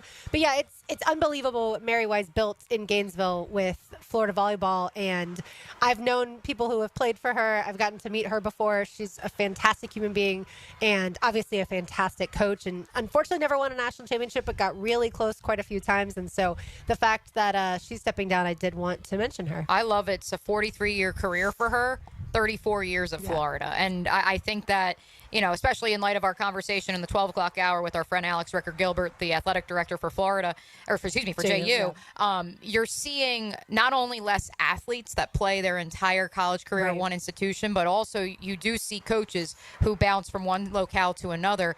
And the fact that she was able to stay 3+ decades in one location is it's a beautiful dying art form. It really is. And like I said, the amount of teams that she took deep in the NCAA tournament, that's how obviously you also stay in your position is you are winning. You win. And you've built a successful program. I love the University of Florida Athletic Department tweeted out a graphic that was like, we're running out of room in our ranked teams graphics because so many different teams are ranked. I could go through them all. Nobody wants to hear it. But since we are talking about women's lacrosse some today, the Florida Gators lacrosse team, the women's lacrosse team, is 5th in the country. That's impressive to me because it's a newer sport to not just our part of the country, but to the University of Florida in general. And I mean, obviously, For them, is it a club sport? No, it's varsity. not. Oh, It's okay, varsity. okay. And they're- varsity. Yeah, and they're in the American Athletic Conference because the SEC does not have. That's how new it is. The Yeah. SEC does not have a conference, or I mean, the SEC isn't a conference for women's lacrosse, and so it's unbelievable. But yeah, so and then other news, and when it comes to my alma mater, Elijah Martin Elijah Martin is, because of a hip pointer, is questionable for the game tomorrow at number 1 Auburn.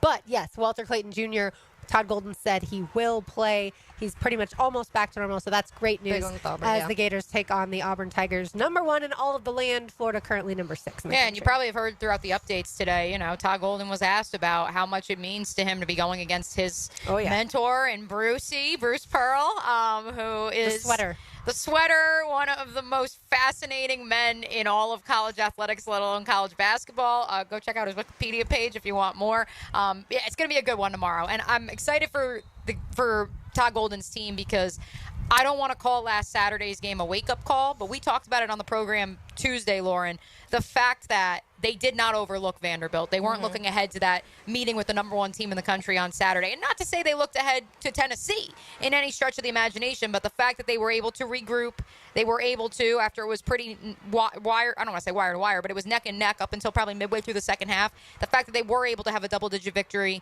over Vanderbilt, and that's a decent Vanderbilt squad. And find some depth. It bodes well. That's huge for this time of year. It bodes well, and I don't want to be that guy, but in light of, on the women's side, an unranked Iowa picking off number 4 USC over the weekend, and that is a USC team that, yes, they have Juju Watkins. That's what most of you know about that team. They've played with fire. They have played with a lot of fire. They really only escaped Maryland, Penn State. There's a couple different ones. They really only escaped because they had composure in the final 2 minutes, and the opposition couldn't believe that they were leading against the number 4 team in the country. Kind of like Houston on the men's side. Correct. And so that I don't want to say it. Auburn, prime for the picking, are they not? I mean, it's a home game, so that crowd's going to be raucous. And so I don't know. Yes, Auburn at times plays close games, but if Janai Broome is healthy, Auburn is a really tough team to beat. And even with Walter Clayton Jr. back, if Elijah Martin isn't able to play, that changes Florida's team entirely because they don't have a ton of depth at the guard position if one of the guards is out. And if they win this weekend, that'll be the second number 1 team they would take down, correct. right? What does Florida, that do for them in your rankings, Mia? For Florida? Yeah. I mean, well, if they take down Auburn then that changes the complexity of the entire ranking because I also think a lot of it has to deal with what Duke is able to do this weekend. And Tennessee, the 4th-ranked team in the country, plays at Oklahoma tomorrow at noon. And obviously Florida just lost to them, so you really can't put Tennessee ahead of – you can't put them behind Florida, even if Florida knocks off the number 1 team in the country because head-to-head – technically, the Vols do have the advantage there, and it was by 20 points the second meeting, even if, the first Florida, time. Right, I know. Means the aggregate, Florida's still in the 10-point bonus. Exactly. So. But, yeah, I think Taylor has a lot to deal with what everything else is looking like. Because, yes, the SEC, there's no question, it's the most dominant conference in basketball right now for both the men and the women. And the ACC, the most historic, arguably, conference in basketball, has taken a significant step back, if only on the men's side. So, even then, I think, I don't know if you've watched any of Duke's games so far this year, and it's, I mean, for a team that trots out, yes, Cooper Flagg, the presumptive number 1 overall pick in this upcoming NBA draft, but Khan Knipple is a true freshman. Malawach, the South Sudanese player who you may remember from the Olympics over the summer, those 3 are true freshmen, and they don't look like true freshmen. Yeah. And statistically speaking, this is going to go down as one of the best defenses Duke has ever had, and they start 3 true freshmen. We also have Kentucky, South Carolina tomorrow. That one's at 3:30, so a lot of good college basketball tomorrow. All right, Taylor, what's your Feel Good Friday? Yeah, I'm going to give a little shout out to my nephew Hawk. He's walking officially. Yay! So he was doing his little wobble, couple steps for a while, but my brother my brother sent me the official video of him going crazy the other day. So it's so cute seeing like when a baby first starts walking. It looks like a drunk person, honestly. When they first start. Well, their heads are so heavy that it's a challenge. I'm glad you mentioned shout out, and certainly that makes me think of, I wanted to give a shout out to Caleb Stanton, who hit the first home run at the Walk-Off Charities preseason baseball classic, the son of Tom Stanton, who was a longtime head coach of the Ponte Vedra baseball team. But yeah, Caleb, I've known him now for a long time, has always been a huge Walk-Off Charities volunteer. And Frank texted me that he hit the first home run the other night, so that's really, really cool. And yeah, he's come a long way. He's a kid that has a very bright future, that's for sure. Mia, Feel Good Friday for you? Oh, so many things to feel good about. This weather to yes. begin. Look how perfect This weather, I look That's out. why I let it off with the weather. I look out at the scoreboard at Rock Stadium. They just flashed a graphic for JU 1010XL Day on Tuesday. So and that also obviously, JU scored since we last updated is 8-4, Michigan leading JU. Yep, 8-4. I will be back here Sunday. I will be on the call of JU and Vermont. Tomorrow, I have 2 basketball games over at UNF Arena. It's homecoming at UNF this week, so they had a doubleheader last night. Doubleheader tomorrow between the men's and the women's side. I had the women's game yesterday, so that actually started at 5 o'clock. Not going to lie, I love you, Coach Driscoll. I love the Osprey men's team. I was very happy, with all due respect to our engineer, John O'Leary, who did have to cover the men's game. 8 o'clock tip. Being able to be home and watch on my couch at 10:20 or whatever time that game wrapped up last night, I was like, okay, I'm very happy with this life decision that I only worked the first game of the doubleheader, so I was able to enjoy a little bit of time at home before a busy weekend ahead. I do have some feel-good. How did the women do? The women lost by 5, but it was, you know what? I already told everyone UNF men's team won. Yes, they did. Yeah, the women lost by 5, and it was against a North Alabama team that, number one, they have a D2 transfer, Charity Gallegos. Like, I don't want to say that she's a 4'10" Caitlin Clark, but, like, she might as well be. They found her at the D2 Final Four last year. The vision's unmatched. And self-admitted, their team really, their coaching staff said to me, they're like, we understand if we didn't have this, like, microwave at the point, like, we would not be who we are. We would not be second or third in the conference standings right now or whatever they are. And so it was a tough matchup for UNF, but they were able to hold tough. And, Erica Lambert's team, yes, I know they're still looking for that first conference win, but at the same time, they've only lost by 2-3 possessions the last, I think, 4 of their last 5, something like that. And that's with all the injuries that have really mounted for them. I mean, they're without 4 players that I know of, at least as of this writing. And Maddie Millar finally made her long-awaited debut this season after missing all of last year, took the medical red shirt, the Bishop Kenny product out of Amelia Island. And so she finally got in the waning minutes last night because they needed a 3 to tie it. And so they're like, well, we got Maddie. She's cleared to play. She hasn't played yet, so they threw Maddie out there, and unfortunately they couldn't get it done. But, yeah, it's been a tough go of it, but there is tangible progress being made for the Lady Ospreys. And that's a lot of injuries, like you said. And your Feel Good Friday? Yeah, I just wanted to, in the world of, my Feel Good Friday is the fact that I get to call games this weekend in this beautiful weather on ESPN+. I'm very excited about that. Also, Tiger Woods is going to play golf next week, folks. He officially will play. He's been playing in the TGL. Yes, exactly. He will play 18 holes of golf outside, Lauren. There we go. He is playing at the Genesis Invitational, which, of course, was moved to Torrey Pines due to the ongoing wildfires in the Los Angeles area. And so good to hear that Tiger's, getting back out there on the 18-hole grind. And maybe that means he'll play at the Players. We will keep an eye out. All right, we've got one segment to go on the other side here, live at JU's Rock Stadium on 1010XL 92.5 FM.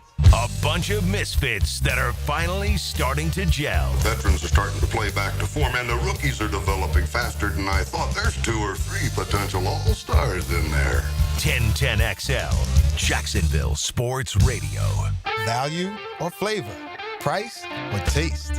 Why choose when you can get both with everyday deals at Sonny's? Right now, you can get the pork big deal for 10, the pork and rib combo for 12, and all you can eat ribs for just $19.99. Yep, you heard right. All your favorites are now available all day, every day. And that's why it's always Sonny's here. Sonny's Barbecue, local pitmasters since '68. Mia here. New Year's resolutions are upon us, but let's be honest. It's February 7th, and that gym membership you bought, it's already a $50 per month guilt trip. Why not take that cash and finally fix that leaky faucet, unclog that drain, or tune up that AC? Duck Duck Rooter Plumbing, Septic, and Air Conditioning has your back. Visit DuckDuckRooter.com or call today at 904-862-6769. Start the year off fresh. No leaks, no clogs, no excuses. Duck Duck Rooter, 904-862-6769.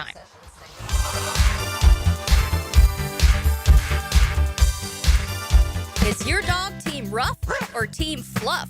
It's officially Puppy Bowl season at Dogtopia Jacksonville Beach Boulevard. They're getting MVPs, most valuable pups, ready for the big game. Your dog deserves a tail-wagging day of fun, and Dogtopia's indoor playrooms are the perfect training ground for their game day moment. Get your dog in on all the action by visiting Dogtopia Jacksonville Beach Boulevard and St. John's Bluff. New to the pack? Enjoy a free day of daycare. Mention Puppy Bowl when booking to claim the offer. Visit Monahan Jewelers now through Valentine's Day for savings on all GIA certified diamonds and discounts store-wide up to 40% off. And interest-free financing on all purchases. Certified diamonds, gemstones, engagement rings, diamond studs, designer brands. Monahan's has it all. We're not a chain store. We're your local family jeweler since 1977 with a world-class inventory of fine jewelry and diamonds and gemstones available in any size. Support your local family jeweler now through Valentine's with huge savings on our inventory. Monahan Jewelers in Atlantic Beach. Don't miss the big game specials at Southern Steer Butcher. Check out our website for the big game snack attack, party combo, sampler combo, and the best buffalo dip you've ever had. For tasty tips and juicy breasts, choose Southern Steer Butcher.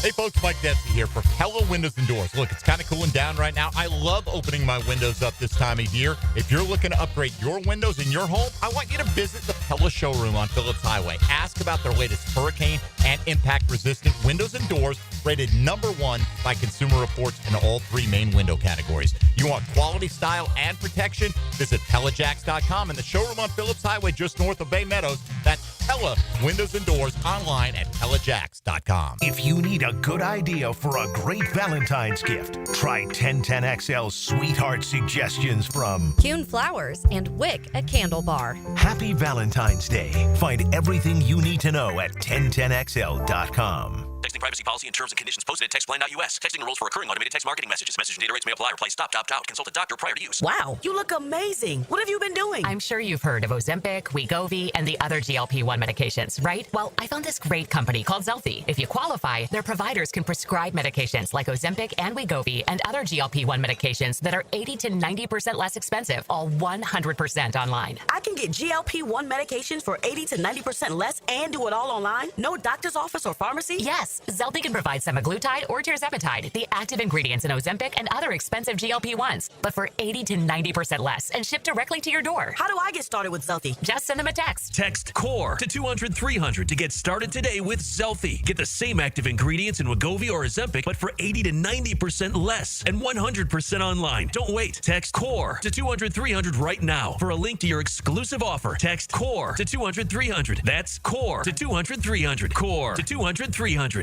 It all begins with Speed Weeks, presented by Advent Health, February 12th through 16th. The Daytona 500 is sold out, but you can still win a 4-pack of tickets to all the other Speed Weeks races. What driver won the 2024 Daytona 500?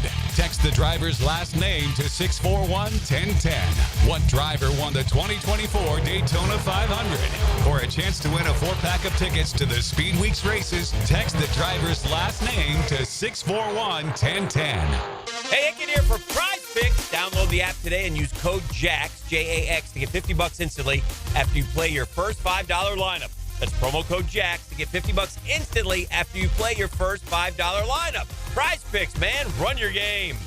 When it comes to towing products, your safety on the road is the priority at Cannons of Jacksonville.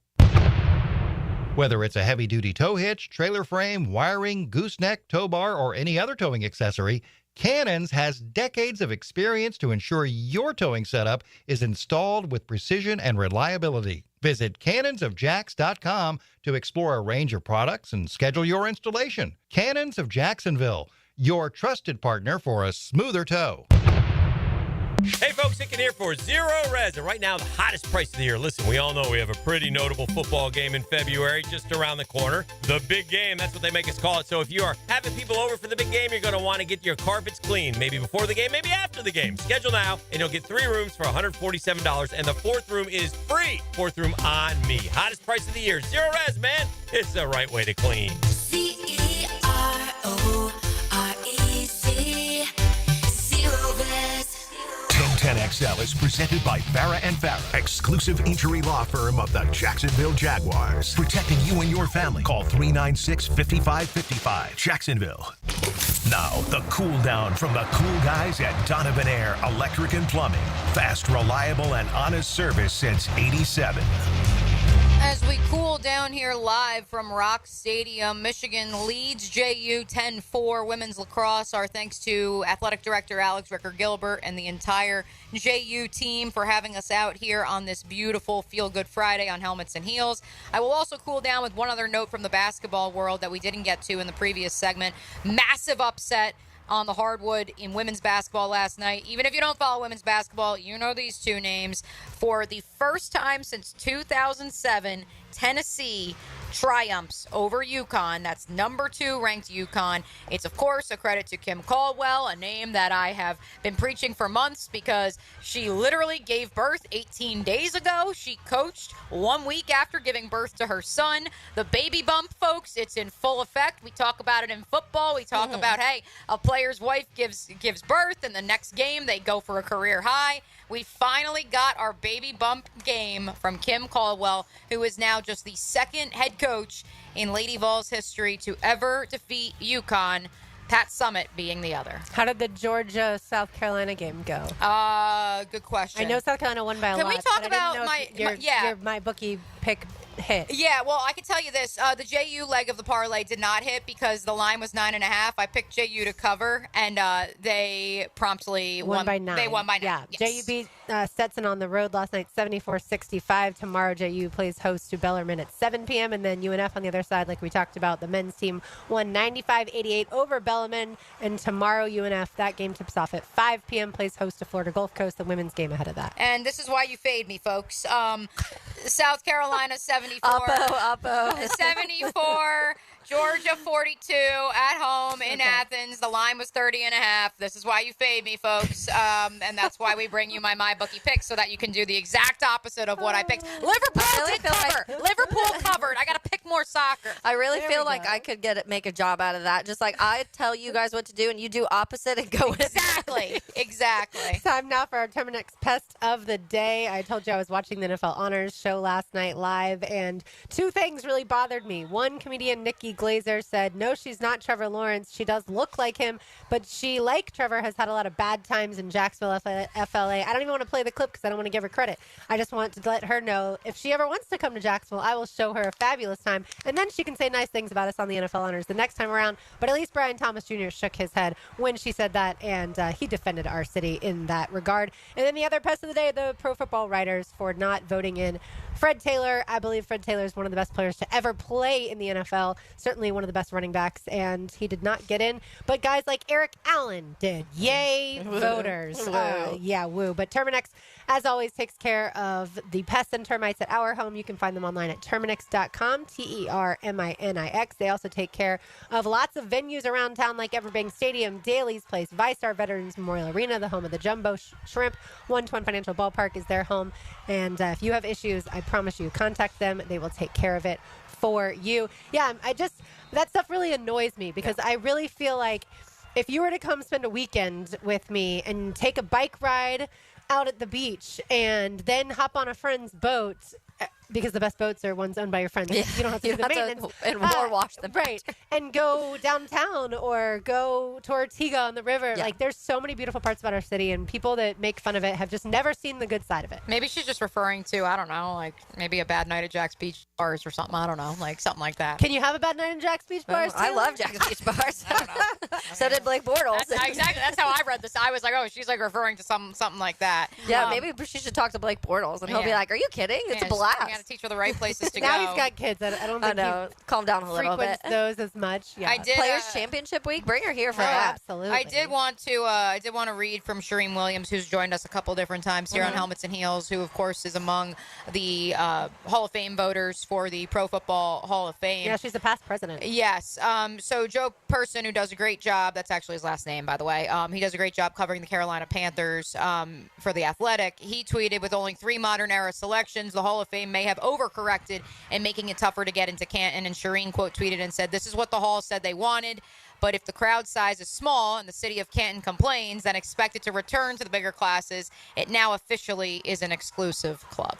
Right, because here, think about it like that. I've never really thought about it from the perspective because I don't live in Canton, Ohio. But that's pretty much all Canton has is the Pro Football Hall of Fame. And so if it's a smaller class, you have fewer fans coming as well. Yeah. That's less heads in beds, as they say, less people eating at their various restaurants. And so, yeah, I mean, for people who've never been to Canton, It's like if you went downtown for a Jags game, on game day, if you don't have a parking pass in a specific lot, you can park in someone's front yard, right? Like they'll take your money, they'll let you park there. That's how Canton is when it comes to the enshrinement and all the activities surrounding it. They have people park in their front yards, they take money, and then they go into the whether it's the Hall of Fame game or if it's the actual enshrinement. Yeah. I will say when I went up there, because I didn't go with you guys, I went separately to go to a Bears-Browns game. But when you I was kind of like, this is what it is, like from the outside. And when you walk in, it's cool. Like, obviously, once you get in there and they have the history of it's really cool because you can kind of just take a tour of the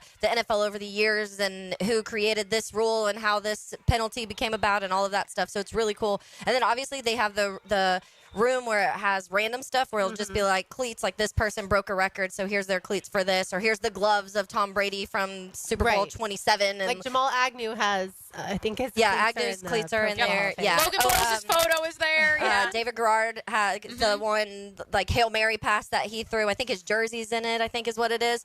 So stuff like that. So it's still really, really cool. But when you hear like Pro Football Hall of Fame, because it's like the NFL, you think of this like extravagant place, and you pull up and you're like, oh, okay, well, never mind. I can't expected marble floors. Yes, right. Well, I just can't get away from this. They didn't think it was exclusive enough. Yeah, it's already so hard to be among the five. But Selly's the 355th, I believe, member into the Pro Football Hall of Fame, and the sport has been played now for well over 100 years. Yeah. So, and again, you're talking about rosters that are. I mean, there's like 52 on an active roster, and there's 90 players that are 90. Is that what it is? That you before you start making cuts and all of this stuff. It's a lot of people that are playing in one game. 90 plus an international pathway. Player program. Yeah, it's. For me, it's really disappointing because, like I said earlier, I think Fred Taylor is being punished because he didn't have a lot of Pro Bowls, and he didn't have a lot of Pro Bowls because there's a fan voting element to that. Yeah. And when you let the fans be a part of the voting, you're going to get fans of bigger market teams with obviously more votes. The fact that we have an NFL team is, I know it was back in the early 90s, a shock to a lot of people. It was an upset, right? And so obviously there aren't as many Jaguars fans. We haven't been around like the Packers and the Bears and the Browns and the Steelers and the Cowboys, right? And so that's a smaller market in addition to the fact that it's been around a less period of time or fewer years as far as that's concerned. But Fred Taylor deserves in the Hall. I'll say it again. I agree. And I hate when people use the argument of like the offensive line and it's like, oh, because the line was so good, it helped Fred Taylor be able to be everybody. You can argue that with you put a wide receiver in there, that wide receiver has the numbers because the quarterback was getting him the ball. So I hate that argument. And that's the only thing that I hear from people outside of like, sorry, it's Jacksonville. Right. And that's why going back to Josh Allen winning the MVP, I think he won because people said, well, he doesn't have as good of weapons as other guys that he's in the conversation with, like a Lamar Jackson, even Joe Burrow, right? Like if Joe Burrow was in not just comeback player of the year, but if he was really in that hall or the MVP discussion, people are saying, but look who he's throwing the ball to. But he also was behind the 31st worst offensive line in the league, and Josh was behind the 6th best. But if you can get the ball quickly, you throw it to Jamar Chase. And I tweeted out last night, Brian Jamar's Thomas, there somewhere. Exactly. Yep. Brian Thomas Jr. had the third most receiving yards of any player in the NFL. Yeah. The third most receiving yards. He was tied for 4th or 5th with the most touchdowns as a rookie with 2 different quarterbacks. And, oh, by the way, the antiquated offense that was the Jags offense last year didn't always focus him or feature him and focus getting the ball to him. And yet he still had the 3rd most yards in all of the NFL, of course, behind those 2 other guys that went to the same school as him in Jamar Chase and Justin Jefferson. It's okay, Lauren. You heard Adam rank. He's on a Justin Jefferson trajectory. Now, Justin Jefferson has, of course, also had, 3 quarterbacks in 3 years or something like that? He certainly but has. That's not going to be the case here. It's okay. Think of it as, what Jamar's been able to do as well. Like, it's going to be okay. I think that ultimately several of these awards, as we've discussed, whether it's the MVP, whether it's the Offensive Rookie of the Year, Offensive Player has kind of become more of a running back or a wide receiver award at this point. Yeah, but because the MVP is always a quarterback. The MVP is always a quarterback, and the Offensive Rookie of the Year, so long as there's a quarterback who at least clears a certain threshold, and additionally, there is a player who is so outstanding that is a non-quarterback. Like, that's the only time that you don't see a quarterback win the Offensive Rookie of the Year. What time is the game, the lacrosse game on Sunday that you're calling? Noon, so I will be Plenty good of to go. time for the Super Bowl. Oh, no, I was going to ask. I mean, I know we're waiting for the boys from XL Primetime to join us. They're live at Ale House in Tinseltown right now, so if you guys want to kick off your big game weekend, make sure you head on out for the Bud Light party at the Ale House right now, and then keep it going through the weekend. But I was going to ask, what are you guys cooking? What's the plan? What's the spread?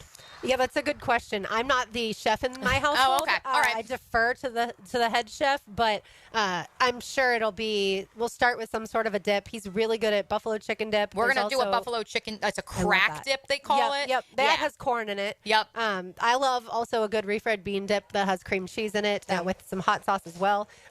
You also can't go wrong for me with like a spinach artichoke dip. I love all the dips. Me too. So start with that, and then I dip, you dip, we dip. Exactly. And then we'll get to the meat that's being smoked outside, and it'll be a whole fun thing. All right, let's say hello to XL Primetime. Now, the 2-minute drill.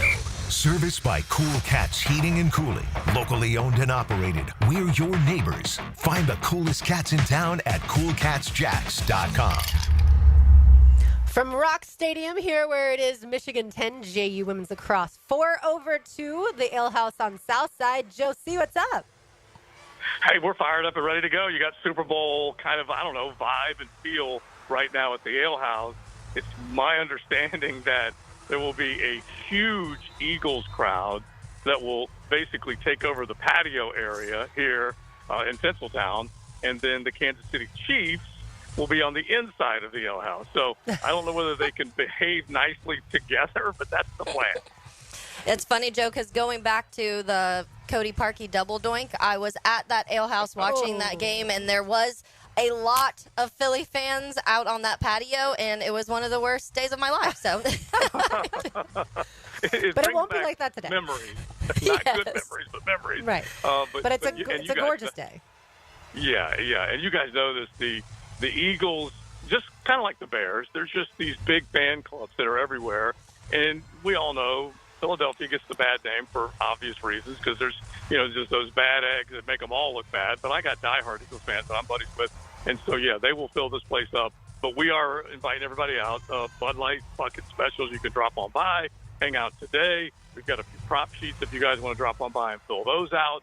We will give opportunities to some of our listeners to get our prop bet contest going later, but definitely come on by. We'll be hanging out. It's a gorgeous day. The sun is out, and we can sit on the patio and talk ball all day. We've got a nice tailgate for the visiting Michigan contingent here at Rock Stadium, Joe, so I can only imagine the tailgate over there at Tinseltown Ale House. Have a great show and have a wonderful big game weekend. All right, you too. Thank you. All right, there they go. Be sure to be listening. XL Primetime does come up next, but that'll do it for us today. For Mia O'Brien, for Taylor Dahl, for RJ Saunders, for our engineer John O'Leary, I'm Lauren Brooks. These heels are made for talking. We will talk to you on Monday following the Chiefs and Eagles in the Super Bowl. And many thanks to everyone here at JU for having us out. And make sure you get here this weekend for all the good lacrosse action. It's 1010XL, 92.5 FM.